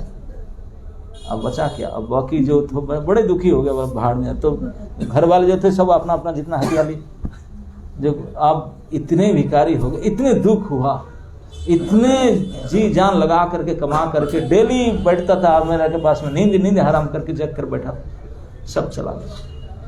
इतने दुखी हुआ सबका प्रतिमान हट गया, चला गया छोड़ करके, घर में नहीं रहा। वो घर में कोई चाहते नहीं थे भी इसको, भिखारी।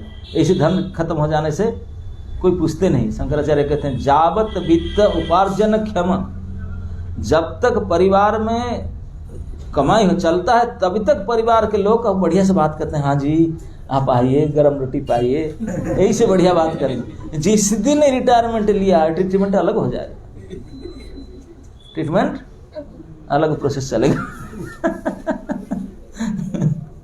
बोला कोई नहीं पूछे थी गए, फिर पूछेंगे नहीं कोई अब कमाई खत्म हो जाने से, जब तक कमाई चलता तो पूछते रहेंगे। तो कोई नहीं पूछे उसको, तो बड़े दुखी हो करके हताश हो गया था। क्यों जानते हैं जी, पैसा मिलने से जितना सुख होता है, बड़े सुख होता है, और जो खो जाता है ना तो थी उसका 10 गुना ज़्यादा दुख होता है। और उसके ऊपर परिवार वाले कोई साथ नहीं दे रहे, तो बिल्कुल हताश होकर के सर्व त्याग कर छोड़ कर गुस्से होकर घर से चला गया। अब बोला मेरा कोई भरोसा नहीं, केवल हरि मेरा भरोसा है, प्रभु भरोसा। पहले सुना था तो कई भागवत कथा में जाता होगा, कोई सुना था। क्यों जाता था भागवत कथा में? क्योंकि प्रसाद मिलता था, इसलिए सुनने के लिए नहीं जाता था। तो प्रसाद के लिए बैठना, वो लेट करते थे, बोले 8 बजे 9:30 बजे मिलेगा, तो बैठा था, बोला क्या करूं, ना चाहते हुए कान में कुछ घुसता था। तो इसलिए पता चल गया था कि कोई हरि हैं, वो सबके असली मालिक हैं, वो सबकी मदद करते हैं, असहाय कोई सहाय करते हैं। तो उन्हीं के भरोसा में गया, जो मंत्र सीख लिया था उसको जपने लगा और मन में संकल्प कर लिया, अब मैंने कहीं नहीं जाऊंगा, ये निश्चित रूप से सुनता हूं कि मेरे प्रारब्ध में जो भोग है मुझे मिलेगा, और मैं किसी को दोष नहीं दूंगा। किसी को दोष नहीं दिया, किसी को दोष नहीं दूंगा, मेरे जैसा है, मैं इसी जन्म में भगवत प्राप्ति करना ही करना मुझे। भले मैं अभी तक नहीं कुछ किया, जितने समय बाकी है पूरी दम से भगवान को भजना करूंगा, किसी को दोष नहीं दूंगा, सारे कष्ट सहन करूंगा। कष्ट सहन करेगा, खाने पीने के लिए भिक्षा करता था। तो क्योंकि एक समय था, कुछ दिन पहले इतने बड़े धनी व्यक्ति था और सबसे नंबर 1 कंजूसी इलाका में फेमस था। तो आज वो भीख मांगने जा रहा है, कोई भीख देना चाह रहे, तुम वहां कंजूसी, गालियां दे रहे, क्या करे, कुछ नहीं बोलता, गाली खाकर जा रहे। बोले मेरे भाग्य में गाली खाना, कहीं क्यों जाता है, अरे यार दे दो कुछ, जो बचा कुचा घर में होता, जला हुआ हुआ जो दे दो, फेंक दे दो। तो इसी को लेकर के कुछ नहीं बोलता, चलो ठीक है मेरे भाग्य में ही उसको खाता। लेकिन कुछ बच्चे लोग इतने बिगड़े हुए थे, तो बैठ करके पेड़ के नीचे खाता था, जाकर छीन लेंगे उनसे, फेंक देंगे। देखा, अरे मैं खा रहा हूं, छीन लिया मुझे, प्रॉमिस किया है कुछ नहीं बोलूंगा, बोलेगा नहीं। वो देखेंगे अरे तब भी नहीं बोलता है। दूसरे किंज लेकर एक दिन खा रहा था, बच्चे लोग वो खाने पात्र में खा रहा था, पेशाब कर देते थे उसमें जाकर के। आप तो कोई सोच भी नहीं सकते इससे टर्चरिंग। आप खा रहे हैं रोटी को अचार खा रहे हो तो कुछ है ही नहीं पेड़ के नीचे, वो पेड़ में चढ़ के ऊपर में पेशाब कर दें आपके खाद्य पात्र में, आप रोटी के ऊपर। तो देखा, अब कैसी गुस्सा होगा आपको बताओ। भूख में आपको जल रहे हैं, 2 दिन से मांग मांग कर ही लाते, खा रहे हो पेशाब करते, कैसे लगेगा आप? फिर भी कुछ नहीं बोला, सहन कर गया, बोला मेरा भाग्य खराब है, नहीं खाऊंगा, छोड़ दिया। बच्चों को कुछ नहीं बोला। जब इस प्रकार कुछ रिएक्शन नहीं होता और बच्चे लोग हार गए, बोले गुस्सा भी नहीं होता यार। आप क्रिटिसाइज करेंगे, अगर कुछ रिएक्शन होता तो करेंगे, क्रिटिसाइज हम करें, है ना, नहीं, क्योंकि चिढ़ता है वो। और नहीं चिढ़ेगा तो बोले कुछ होता नहीं, क्या फायदा है, होगा नहीं कुछ, करेंगे तो कुछ नहीं किया। लेकिन फिर भी ऐसे कठिनता को, इतने तकलीफ को सहन करते हुए उन्होंने जिद पकड़ लिया, अहं तरिष्यामि दुरंत पारम। बोला मुझे किसी भी तरह से पार होना है, और केवल पहले जमाना जो भगवान को विश्वास करके जो पार हुए सब सहन करके मैं भी ऐसे सहन करूंगा और भगवान को भरोसा करूंगा, मुझे पार पाना है। कटिबद्ध हो गया, कसम खा लिया, बोला कुछ नहीं कहूंगा, सारे दुख सहूंगा, जो मेरे भाग्य में है। तो इसी के अनुसार पेट भर रहा था, कुछ ना कुछ मिल रहा था, खा पी करके रहा, और उसी जन्म में भगवत प्राप्ति हो गई, उसी जन्म में, केवल इसके। तो इसी प्रकार कहते हैं कि जो व्यक्ति इस प्रकार अपने प्रारब्ध को लेकर के उसी में संतुष्ट रहकर करता है तो अवश्य ही उसका प्राप्ति हो जाता है। लेकिन ऐसे कटिबद्ध होकर रहना चाहिए। तो ये शुक्राचार्य ने उनको रोके, बोले बलि रुक जाओ, ये जो है ये ब्राह्मण पुत्र नहीं, ब्राह्मण नहीं, ऐसा वही साक्षात विष्णु भगवान, और आया है तेरे विरोधी दल के काम करने के, आया है तो खबरदार उनको मत दो, उसको नहीं देना चाहिए। जब बड़े महाराज बोलेंगे गुरुजी क्या ले लेंगे, मेरे से प्रमिस तो वही हुआ, मैं अभी प्रमिस साइन कर रहा हूँ 3 पग भूमि देने के लिए, बात यही हुआ, कोई वो भी ज़्यादा मांगता ही नहीं, बेचारा इतने अच्छा लड़का है। मैं तो बोला ये दे दूँ ये दे दूँ, बोला नहीं मुझे 3 पग भूमि चाहिए, जमीन चाहिए 3 पग, एक छोटी सी कुटिया बनेगा, 1 गज भूमि चाहता है। 1 गज क्या, मैं बोला कि कौन सा कैपिटल सिटी में दूँ ना गाँव में दूँ, ये भी नहीं बोलता, बोले जहाँ मर्जी दे दो, जहाँ मर्जी दे दो। 3 पग मतलब कितने बड़े बड़े डगवी हो, 5 फुट होगा और क्या है, 5 फीट जमीन चाहते गुरुजी, आप काहे को इतने हिला उला करते हैं। बोले मूर्ख कहीं के, 5 फीट नहीं है वो स्केल अपना दिखाता है ना, हाँ उनका तो छोटा स्केल है। बोले यही तो गड़बड़ी है। बोले त्रिभी, शुक्राचार्य बोलते तू नहीं जानता, मैं तो देख रहा हूँ। बोले मैं मेरे ज्ञान नेत्र से देख रहा हूँ, वो जो 3 पग बोल रहा है वो 3 पग तो ज्यादा है, वो 3 पग में तेरा सर्वस्व छीन लेगा। बोले कैसे, बोले 1 पैर में पूरे धरती और पाताल, नीच लोक से लेकर के ये लोक तक एक ही पैर में नाप लेगा, दूसरे पैर में पूरी अंतरिक्ष, ऊपर लोक जितने हैं सारे ऊपर लोक को दूसरा पैर में। बोले पैर में, बोले आपने आपको बढ़ा देगा, शरीर को इतना बढ़ा देगा पूरे अंतरिक्ष फुल हो जाएगा, जहां देखो अपना शरीर फैला देगा। तीसरा पैर के लिए कुछ रहेगा ही नहीं, 3 लोग तो 2 पैर में नाप लेगा, 2 पैर में नाप लेगा, 2 पग में, तीसरा तो तेरे पास कुछ रहेगा नहीं। मैं देख रहा हूं उनका प्लानिंग क्या है, यही तो साइज 2.5 फुट का है, लेकिन कोई हिसाब नहीं लगा सकता जो स्केल नापने के लाएगा। इसी के लिए तो जयदेव गोस्वामी कहें कि चीटिंग किए, क्यों, क्योंकि अब जैसे आपके भंडारा है काल, बोला हमें इतने लोगों के लिए भंडारा देना है, और क्या आइटम कल क्या मेनू है, राइस बनाएंगे, पुलाव, हाँ बोलते नहीं, राइस बनेगा, बोले बासमती राइस, बासमती राइस और सैंपल देखे, बोले यही राइस हमको चाहिए, क्या भाव क्या इतना, हाँ अंदाज 70 रुपया किलो वाला, वो मना करे 70 है ज्यादा, हाँ आपको खरीदारी नहीं करते हैं लगता है। ये डिपार्टमेंट उनका है, आप तो कमाएंगे खरीदेंगे वो। 100 रुपया वाला किलो चावल का जो साइज दिखाया था उसका पक्का के बोले ठीक है वही सैंक्शन के, वही अब दे देना 2 बोरी। और जब माल रिसीव किए टूटा हुआ चावल जो 28 रुपया वाला किलो, तो सब क्या समझेंगे, चीटिंग किया ना, सैंपल कुछ दिखाया दिया कुछ और, ऐसा कैसे चलेगा। ठीक भगवान नहीं किए ना, सैंपल कुछ दिखाए सबके सामने, यही नापूंगा बस 4 से 4.5 इंच का पर मेरा सैंपल देखा सभी के सामने, सब देख करके वो है बस इतना ही चाहिए। बोला मेरा कद छोटा है, मैं सो जाऊंगा, ऐसे फिट हो जाऊंगा, मेरे पैर को सर हिसाब से मेरे लग जाएगा, पन्ना कुटिल बना दूंगा एक। इसी को देखा है सैंपल। अब जब नापने का बारी आया उन्हीं के सामने, बाप रे बाप स्केल दूसरा है। इसी को बोलते हैं कि अब क्या करें, सरासर चीटिंग। जितने से सन्य सामंत खड़े थे बोले ये क्या हो रहा है, जितने से वीआईपी लोग बैठे थे बोले री, यहाँ तक जयदेव गोस्वामी के छलय से विक्रमणे वाली मद्भुत वामनम, बोले छलना करना तो उनसे सीखना चाहिए, ये सबसे छलिया है। उनसे कौन छले, दिखाए क्यों करे ये। लेकिन भगवान को पूछे आपने झूठ क्यों, बोले ना मैंने झूठ नहीं बोला। बोले क्यों, बोले अब देखा है, मैंने क्या देखा है, बोले मेरे पैर देखा है, अभी मेरा पैर है, तेरा पैर लिया क्या, किसका पैर लिया, बाजार से किसे मांग कर लिया ना, किसी हेल्प लिया, मेरा पैर है, बढ़ गया मैं क्या करूं। अब बोलो कोई वकील आकर कोई कमिटमेंट करे, बोला मेरे स्केल वही आपका पास वही रखा है टेबल के ऊपर, वो बढ़ गया मैं क्या करूं।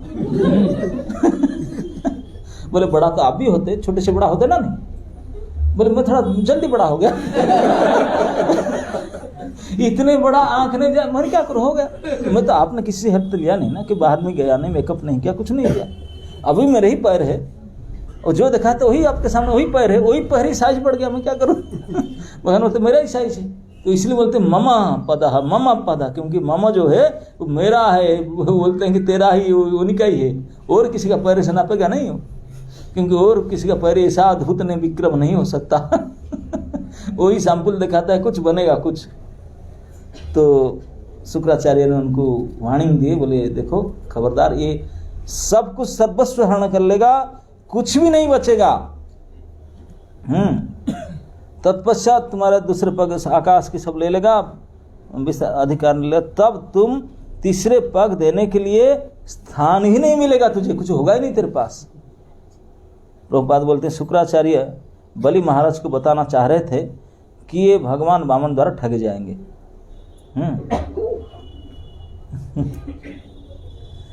तो पहले बोलते हैं कि शुक्राचार्य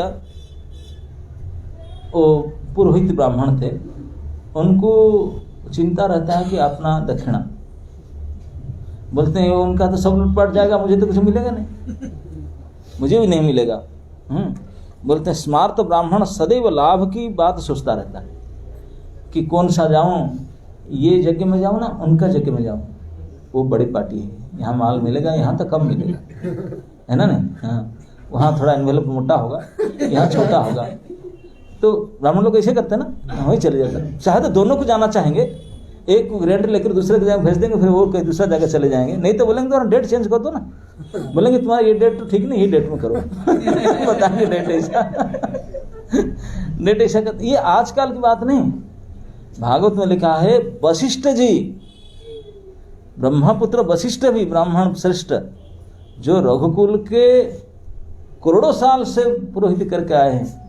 रघुकुल के सूर्यवंशी एक राजा थे जिनका नाम कलमसपाद हुआ, उनका एक यज्ञ करना था और उसी समय देवताओं को वहाँ यज्ञ की फंक्शन चल रहा था, वहाँ इन्विटेशन आया था और राजा ने डिसाइड किया यज्ञ करने के लिए। वशिष्ठ ने पहले से यहाँ नाम लिखा था, तो मैं आऊँगा यज्ञ करने के लिए। बोला मोटा देखना, मैंने देवताओं तो बड़े माल देंगे, वहाँ का करेंसी डॉलर, यहाँ तो आईसी, वहाँ तो यूएस, तो वहाँ से डेट ले लिए थे। तो राजा को बोले देखो अभी डेट ये ठीक नहीं है, आप यज्ञ वो 4 महीने के बाद करो, मैं थोड़ा आउट ऑफ स्टेशन जा रहा हूँ। ये नहीं बताया कि मैं दूसरे जगह करने जा रहा हूँ, मैं आउट ऑफ स्टेशन जा रहा हूँ, तो आप यज्ञ बाद में करना, मैं आऊँगा कराऊँगा, सब व्यवस्था करें, बढ़िया से कराएंगे, कोई बात नहीं।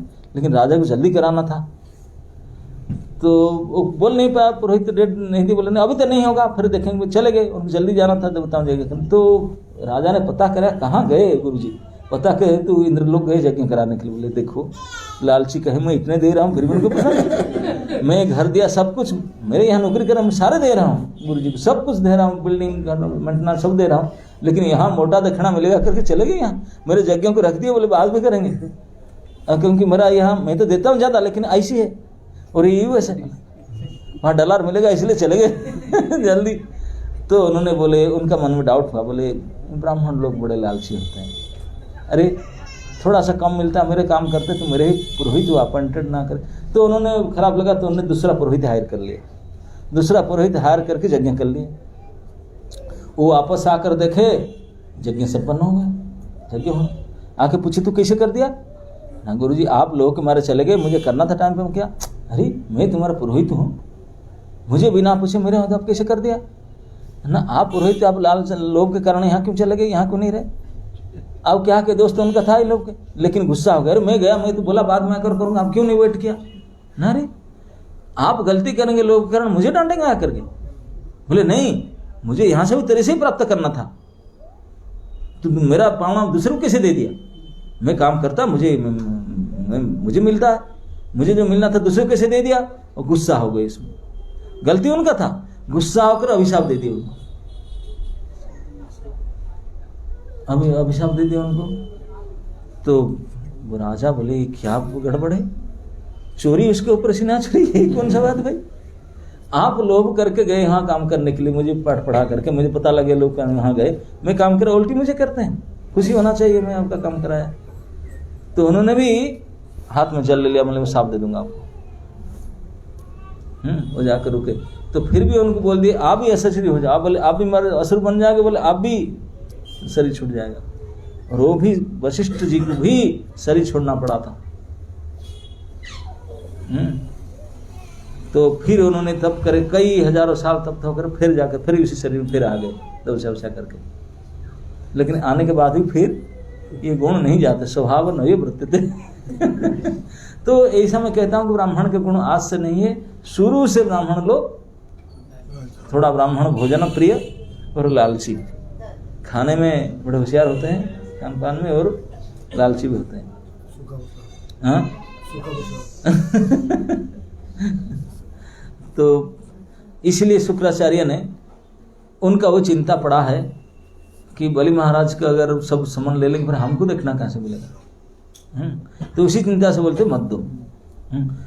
अरे यद्यपि तो पहचान लिया कि भगवान है, फिर भी मना करता है, बोलता है कि मैं समझ लिया ये सब वही भगवान विष्णु।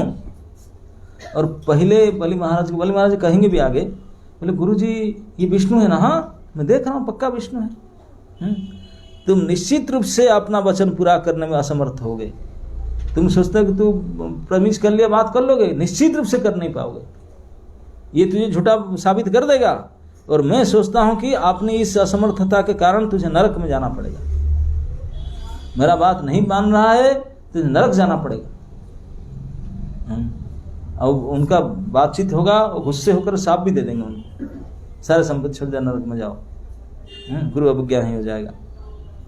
और उन्हें खूब समझाएंगे उनको, बोले देखो कि शुक्राचार्य उनको समझा रहे हैं वही सभा में, विद्वान व्यक्ति उस दान की सराहना नहीं करते जिससे किसी की अपनी जीविका खतरे में पड़ जाए। बोले दान देना अच्छी बात है, मना नहीं कर रहा हूँ, दे रहा है, ब्राह्मण आया है, चाहे डुप्लीकेट हो ओरिजिनल हो, मांगना है दे दे, लेकिन जितना तेरा सामर्थ्य था इसके हिसाब से दो। तेरे जितने पकड़ अलाव करता है इतना दे सके, वो जितना मांगे इतना नहीं दे सकते। बोलते होते केवल 3 पग मांग रहा, बोले अरे तू समझ नहीं रहा, उनका 3 पग उनका हिसाब अलग है, तुम तेरे पकड़ के हिसाब से दो। बोले विद्वान लोग इसी दान को सराहना करते हैं जो अपनी क्षमता के अनुसार दे जानी चाहिए, लेकिन ऐसा नहीं दान देना चाहिए कि जो आपकी जीविका ही खतरा में आ जाए, आपको मेंटेनेंस में, आप खाना पीना ना मिले आपको। दान यज्ञ तप सकाम कर्म वही कर सकता है जो अपनी जीविका कमाने में पूर्ण सक्षम हो, जो अपना खान पान में ठीक है, रोजी रोटी चलता, तो वही तो दान देखना कर सकता है। वो है ही नहीं, भिखारी हो क्या दूसरे को देगा? जो अपना भरण पोषण न कर सके उसके लिए ये कार्य असंभव है। जो अपना मेंटेनेंस नहीं कर पाता है खाने पीने, वो दूसरे को क्या देगा? तू तो यही हाल हो जाएगा और सारे छीन लेगा, कुछ भी नहीं बचेगा। तू वाड़ किसी तरफ जाने का क्या मतलब रहा? धर्माय जशस्थाय कामाय सजनाय, यह 3 बात नीति वाक्य कहते हैं। अतएव जो ज्ञानी है उसे चाहिए कि अपने संचित धन को 5 भागों में बांटे। ये शुक्र नीति, शुक्राचार्य विद्वानों में श्रेष्ठ भगवान कहते हैं कि कवि नाम उसुना कवि, बहुत भारी विद्वान पुरुष है, देवताओं से भी ज्यादा विद्वान, मृत्यु संजीवनी की ज्ञाता। वो नीति क्या बोलते कि कोई समझदार व्यक्ति हो उनका धन को 5 भाग से बांटना चाहिए, 5 प्रकार उपयोग करना चाहिए। क्या क्या? उसके धन को 5 भाग में विभाजित कर खर्च करे। 1 धर्म के लिए, 2 जस के लिए, 3 धन को और बढ़ाने के लिए, थोड़ा बिजनेस में इन्वेस्टमेंट करने के लिए, 4 सेंस गार्ड इंद्रिय तृप्ति के लिए, जो बिजनेस करते हैं उस बिजनेस में लगाने के लिए, और 1 हिस्सा अपने इंद्रिय तृप्ति करने के लिए, अच्छा बढ़िया मकान खान पान सब जो इसमें लगाने के लिए, और 1 हिस्सा कुटुंब भरण पोषण के लिए। तो इस प्रकार करे तो ये व्यक्ति लोक में और परलोक में, यह लोक परलोक दोनों में सुखी होगा। धर्म कमाएगा, परलोक भी सुखी, यह लोक में तुम्हारे सुखी, सब सुखी रहेंगे। तो शास्त्र का आदेश है कि यदि किसी के पास धन हो तो उसे 5 भाग में विभाजित कर देना चाहिए। ये जो 5 में बताया, धर्म के लिए, दूसरा जस के लिए, तीसरा ऐश्वर्य इंद्र तृप्ति, और 5वां कुटुंबी जन के भरण पोषण के लिए। किंतु वर्तमान समय में सारे लोग ज्ञान से विहीन होने के कारण अपना सारे धन परिवार तुष्टि में खर्च करते हैं। बोले 5 भाग नहीं, 1 भाग वो कहते हैं। तो इसलिए रूप गोस्वामी ने अपने उदाहरण से हमें शिक्षा दी कि 50% 50% संचित धन कृष्ण के लिए और 25% अपने ऊपर और 25% कुटुंबीजन। बोले हमारे आचार्य 3 भाग किए। बोले तो शुक्र नीति है, हमारे रूप गोस्वामी की नीति क्या है? 3 भाग। बोले 50% कृष्ण के लिए, 25% अपने लिए और 25% परिवार वालों के लिए। तो कोई यह तर्क कर सकता है कि चूंकि तुमने पहले ही वचन दे दिया है अतः वह कैसे मना कर सकते हो? हे असुरश्रेष्ठ, तुम मुझसे ये श्रुति के वाक्य में वेदांत के उपनिषद की ऋचियाँ बोल करके श्रुति साखी देकर बोल सकता हूँ। यह कहते हैं यह वचन सत्य है जिसके आरंभ में ओम हो, और वह असत्य है जिसका आरंभ में ओम उच्चारण नहीं किया गया हो। बोले श्रुति में, वैदिक शास्त्र में इस वाक्य को सत्य कहा गया जिस वाक्य बोलने से पहले ओम इति, जिस सेंटेंस का पहले ओमकार उच्चारण किया गया उस सेंटेंस को सच माना जाएगा, जो नहीं किया गया वो झूठे। और क्या? वेदों का आदेश है कि शरीर रूपी वृक्ष का वास्तविक परिणाम तो इसे मिलने वाले उत्तम फल फूल है। बोले शरीर एक वृक्ष है, वृक्ष से क्या आशा किया जाता है? फल और फूल। कोई फूल वाले होते हैं, कोई फल वाले भी होते हैं, कोई दोनों भी होते हैं। तो फल फूल इस वृक्ष से परिणाम होता है, तो इसे मिलने वाले फल और फूल है। किंतु यदि वह शरीर रूपी वृक्ष ही ना रहे, पेड़ ही खत्म हो जाए, पेड़ कट जाए, तो फिर वास्तविक फल फूल फिर कैसे मिलेगा? कोई संभावना ही नहीं है। यहाँ तक कि यदि शरीर असत्य की नींव पर भी टिका रहे तो शरीर रूपी वृक्ष के बिना वास्तविक फल फूल नहीं हो सकता। बोलते हैं अगर शरीर असत्य के ऊपर टिकेगा तभी भी फल फूल नहीं मिलेगा। वैराग्य की संस्तुति करता है। ऐसा नहीं है कि सारा ध्यान शरीर पर ही दिया जाए, किंतु इसके साथ साथ शरीर के भरण पोषण भी न किया जाए, ऐसा भी नहीं करना चाहिए। जब तक शरीर रहता है मनुष्य वैदिक आदेशों का पूरा अध्ययन करके जीवन के अंत समय तक सिद्धि प्राप्त कर सकता है।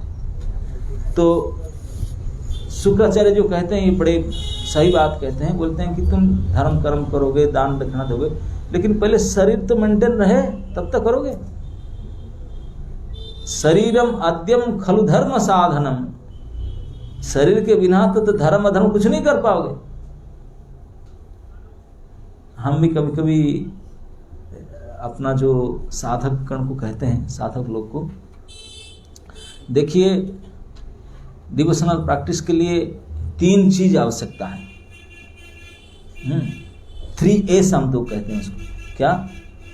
3S कंपल्सरी है। साधना तो करना ही है, सदाचार स्वाध्याय वो भी करना है, या सत्संग जो भी कहो, लेकिन ये तभी बन पाएगा जब स्वास्थ्य सही रहेगा। अगर आप बीमार हो, माला कर पाएंगे? न सेवा कर पाएंगे, न सत्संग कर पाएंगे, न सदाचार कर पाएंगे। तो सबसे पहले इंपॉर्टेंट क्या है? स्वास्थ्य। स्वास्थ्य अगर ठीक नहीं है, कोई कुछ नहीं कर पाए, ना अच्छा ना बुरा कुछ कर नहीं पाओ। तो स्वास्थ्य को पहले ठीक रखो। सेकंड इंपॉर्टेंस है साधना। सेकंड ए से साधना। साधना अगर ठीक करोगे तो फिर सेवा ठीक से कर पाओ। तो फिर थर्ड ए से साधना, सेवा।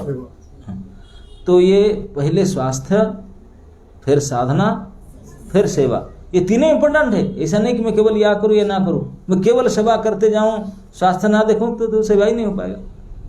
केवल स्वास्थ्य देखूं, सेवा ना करूं, वो भी उड़बक है।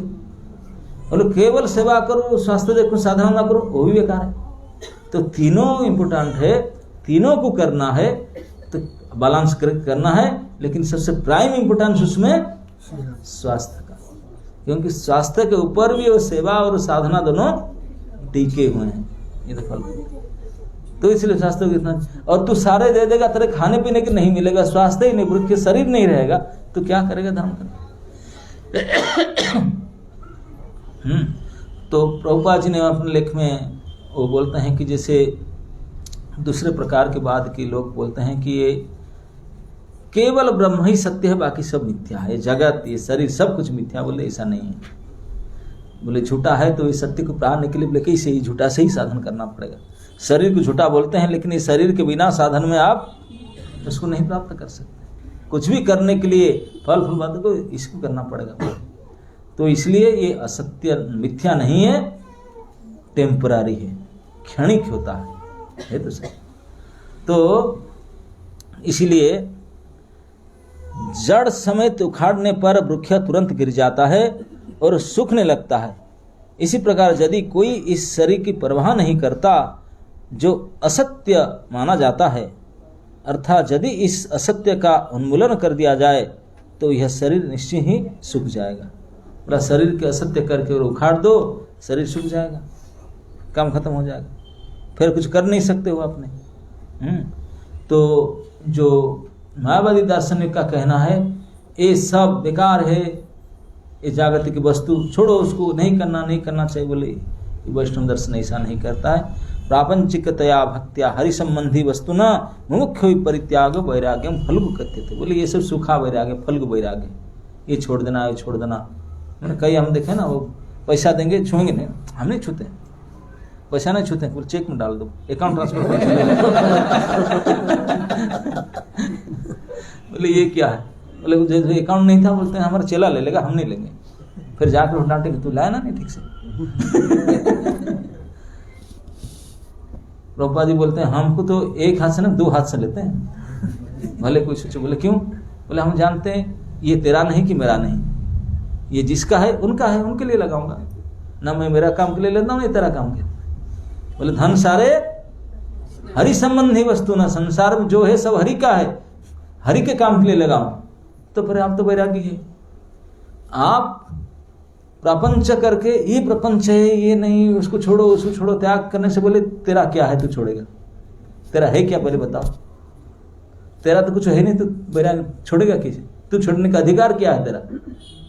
ये तो तेरा है ही नहीं, तू कैसे मैं त्याग दिया? ये तेरा तो था ही नहीं, तू कैसे त्यागा? है ना? तो हमारा कुछ है नहीं था, हम त्याग कैसे देख सकते हैं? बोले ये सब झूठा है। तो इसलिए हमारा कुछ नहीं तो सब किसका है? प्रभु के है। बोले प्रभु के है तो प्रभु के सेवा में लगना चाहिए। हमारे शरीर भी, तन मन धन सब ठाकुर जी के है तो ठाकुर जी की सेवा में लगो। बोले हमारा नहीं है, दुनिया में जितने लोग हैं सभी का भी, सब अपना बोलते हैं, सब झूठ बोलते हैं, सब तो ठाकुर जी का है। तो इसलिए जो भी कुछ मिलता है इसी प्रकार से ठाकुर जी की सेवा में लगाओ, यही वास्तविक वैराग्य है, यही वास्तविक वैराग्य। कल ना परसों में किसी ने मुझे बता रहा था, बातचीत हो रहा था, उदाहरण से बोल रहा था, एक अच्छा कथा बता रहा था वो। बोला एक समय एक राजा थे, खूब सत्संग किया, तो उनके मन में आया वैराग्य वृत्ति। वैराग्य वृत्ति आया तो उन्हें सोच रहा था मैं राज्य किसी को दे दूं, छोड़ करके मैं जाऊं, भजन टजन करूं, सिंपल लिविंग करूं, भजन करूं, कोई जाकर बोलना हो, जाना चाह रहा था। तो लेकिन बच्चा उसका अभी छोटा था, नाबालक, उसको दे नहीं सकता, और किसी को योग्य नहीं मिल रहा था। तो वही सोच रहा था क्या करूं, डिसाइड तो कर लिया जाऊंगा करके, और फंसना नहीं। तो एक दिन उनको गुरुजी को बुलाया, सत्संग जो करा गुरुजी को। गुरुजी ने क्या है ना, बड़ा चिंता फंसा, आपसे तो सुना, मैं चाहता हूँ को ये राजपाट छोड़ करके भजन करूँ, कैसे भजन करना, थोड़ा सिंपल बस रह करके भजन करूँ, ज़्यादा समय जब टप करूँ, ऐसा करूँ, और ये टेंशन हम ज़्यादा ना लो। बोले फिर करो, वो मना क्या कर रहा है? ना नहीं, वो दायित्व किसको दूँ, कोई मिल नहीं रहे लाइक किसको राज्य के संभाल दे करके मैं जाऊँ। बोले अच्छा कोई नहीं मिल रहा ना, देख लिया बेटा, मैं अभी बड़ा नहीं हुआ और बाकी कोई फिट नहीं दिखता मुझे। तो गुरुजी बोले ये बात है, तो मुझे सब लगता है मैं फिट हूँ। अरे गुरुजी आप तो बहुत बड़े हैं, आपके पास सारे समझ है, तो मुझे दे दो। बोला आपसे बढ़कर फिर कौन कैंडिडेट होगा? अच्छा आपको दे देता हूँ। बोले लिखा पढ़ी करो, तुरंत लिखा पढ़ी कर दिया, हम ना खुश हो गए। बोला अच्छा मुझे राज्य दे दोगे, देने के बाद तू क्या करोगे? तो दे ही दिया तूने, तो तू क्या करोगे अभी? ना ट्रेजरी से अब बोलूँगा कि कुछ मुझे धन चाहिए, मेंटेनेंस दे के एफडी में रखूँगा और बैठ के भजन करूँगा, उसे खाता रहूँगा, उसमें मरते दम तक जितने एक बड़ी अमाउंट ले लूँगा। बोले वो नहीं मिलेगा। बोले क्यों? बोले मुझे दे दिया ना, मेरा हो गया, और तेरा है ही नहीं, अब तो राज्य मेरा है, मैं तुझे नहीं दूंगा। अच्छा गुरुजी आप नहीं देंगे ना? मैं तो नहीं देने वाला, क्यों दे दूंगा आपको? ठीक है अब मुझे दे दिया आपको, अब नहीं देंगे तो करो, काम धंधा करूँगा, कुछ छोटे मोटे सिंपल नौकरी कर लूँगा कहीं, जो नौकरी मिलेगा ज़्यादा बड़ा नौकरी नहीं, ज़्यादा कमाई नहीं करूँगा, जितने मेरी ज़रूरत की मन की इतना नौकरी कर लूँगा 7-8 घंटा का, तो बाकी से भजन करूँगा। बोले कहाँ ढूंढेगा? बोले जहाँ ढूंढ रहा हूँ, क्या करूँ, कोई भी किसका काम ढूंढूंगा जो थोड़ा मिलेगा खान पान के लायक, उसे काम करेंगे, बाकी से भजन करूँगा। बोले कहाँ ढूंढने जाऊँ, मेरे पास नौकरी करो, मैं तो भी राजा हूँ, मेरे पास नौकरी करो। बहुत अच्छा। बोले आप जितना ज़रूरत मैं दे दूँगा आपको, हाँ आपके जितने खान पान के लिए ज़रूर सिंपल मिनिमम आपको दे दूँगा, थोड़ा 10-20 रुपये एक्स्ट्रा भी दूँगा खर्चा पानी के लिए, यही काम करो। क्या काम है आपके पास? ना मेरा राज्य है, मेरा तो राजभाट का काम एक्सपीरियंस करूँगा नहीं, मेरे आपका एक्सपीरियंस है, राजा बन जाओ, राज्य मेरा है, तुम राजा बन जाओ, मेंटेनेंस में जितना दूंगा इतना दूंगा, इससे चलना है। और इसी के हिसाब से फिर उनको राजा करके अपॉइंट कर ले, मैं राजा हूँ, तू मेरा अपॉइंटेड राजा है ऑन बिहाफ ऑफ मी, और मेंटेनेंस मैं तो दे दूंगा। इसी प्रकार से फिर राजा बन के रहा, उनका सारे काम सुख से होने लगा ठीक ठाक। पहले भी वही कर रहा था, बाद में वही किया, लेकिन पहले नहीं हो पा रहा था, अभी आराम से हो रहा है। क्यों? ये केवल मन की खेल है। मन में लोड करके बैठा था, अरे ये मैं हूँ, कुछ नहीं, अरे तेरे बाप का कुछ नहीं है, सब तो उनका ही है, तू तो उनके किराएदार बैठा हुए, एक घर भी किराए के मकान है, वो भी मकान है, सब कुछ उनका है, तुझे जितना चाहिए आत्मा को शरीर को मिलाकर जीने के लिए इतना ही उनसे ले लो, बाकी कुछ आशा ही मत कर लो, मत कर, तो फिर सिंपल लिविंग। अब भी इस प्रकार से गुरुजी ने समझा दिया, अभी सिंपल मतलब मेरा तो नहीं है, तो गुरुजी के है, मैं तो मुझे इतना मिलता है, इतने चलना है। बोले अभी भी इतने से चल सकता था, ठाकुर जी को मान लो और इतने खर्चा करो, इतने चलो, बाकी ठाकुर जी के व्यय करो, इतना ही खेल खत्म है। तो इसी को हमारे आचार्य लोग बोलते हैं हरि संबंधी वस्तु न मुख्य परित्याग। बोलते जो हरि के वस्तु है उसको हरि के सिवा न लगा करके हम चिल्लाएंगे, अरे हमारा है, हम छोड़ेंगे, तेरा तो है ही नहीं, तुम क्या छोड़ो। तो हरि के वस्तु है, हरि की मानो, हरि की दो। तो फिर आप तो जैसे पकड़ राम गिरधारी तो ऐसे ही हो, ऐसे भी रह करके भाई। कभी कभी एक राजा का लड़का था और एक गरीब धोबी का लड़का, उन दोनों का फ्रेंडशिप था, स्कूल में पढ़ते थे, बाद में तो धोबी काम किया और राजा बन गया, लेकिन दोस्ती उनका बड़ा ज़बरदस्ती था। एक दिन उन्होंने बोला कि चलो मैं चलते हैं, तो वीसा बना दिया उसका, बोला चलो घूम कर आते हैं। तो के ब्रिटेन सब जगह घूम कर आया और फ्लाइट में गया, वहाँ बड़े होटल में रह कर आया।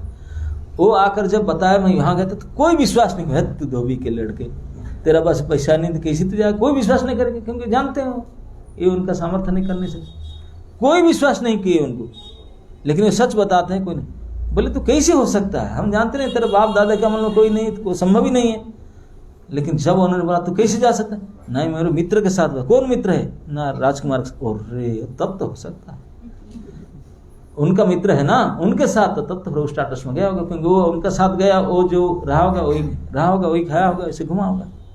अब तो सब मान गए, लेकिन उनके हिसाब से कोई नहीं मानते थे। ठीक इसी प्रकार हम कुछ ही काम के लायक नहीं है, कुछ योग्यता नहीं, कुछ भी नहीं है, लेकिन अगर हमको भगवान के साथ जोड़ दे, भगवान कितने बड़े हैं, उनके साथ जोड़ दे, तब वैकुंठ के लायकात बन जाएगा आपका, क्योंकि उनके दोस्ती बन जाने से, मित्रता से उनके खाता में चल जाएगी। ठीक इसी प्रकार जो कोई भी विश्वास नहीं कर सकता, तो कैसे इसके लायक हो जाओ। लेकिन अगर बड़े संबंध हो, इसको बोलते हरि के साथ संबंध होना, ब्रह्म संबंध जब उनका साथ कर दो, उनके संबंधी बन जाओ, तो फिर उनके जैसा स्टाटस आपको मिलेगा। तो इसलिए सब हरि का है, हरि के लिए यूज करना ही वास्तविक चित्त वैराग्य है। आपका कुछ है ही नहीं, आप आपके लिए सोचता ही गड़बड़ी है, आपके लिए यूज करना और घातक है। आप सोचो ही मत, मानो ही मत, खर्चो ही करो मत आपके लिए। अगर कुछ चाहिए, ठाकुर जी ये शरीर के लिए इतना चाहिए तो इतना ही दे दीजिए मुझे, तो इतना ही लो, बाकी सब उनके मान कर रखो, तो तुम्हें वैराग्य, यही असली वैराग्य, युक्त वैराग्य यही होता है। और छोड़ छाड़ के लंगोटी पहन के भाग जाना, ये सूखा वैराग्य है, उसमें कुछ नहीं होता। इस प्रकार से शुक्राचार्य ने अपने शिष्य बलि महाराज को समझाते हैं, जो कर दिया, वचन दे दिया, अभी रुक जाओ, अभी मत दो, नहीं देना चाहिए। और अभी इतना तक नहीं, आगे और भी समझाएंगे, वैदिक उपदेश देकर समझाएंगे, अभी ना कर दो, ओम नहीं बोला अभी तक, तो इसलिए कोई बात नहीं, चलेगा नहीं, अभी मत दो। किसी प्रकार में समझाएंगे तो देना नहीं चाहिए, मत दो, ऐसे घातक परिस्थिति होगा, पूरे असुर कुल नष्ट हो जाएगा, तुम्हारा ये हाल होगा, ये हाल, कितने समझाएंगे।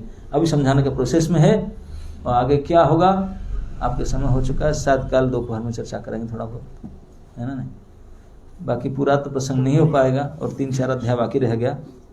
अभी 19 में है, 23 अध्याय तक उनके पूरे प्रकरण पूरा होता है, लेकिन अभी 4 अध्याय और बाकी रह गया, 4-5 अध्याय। तो ठीक है, क्या करेंगे, है ना।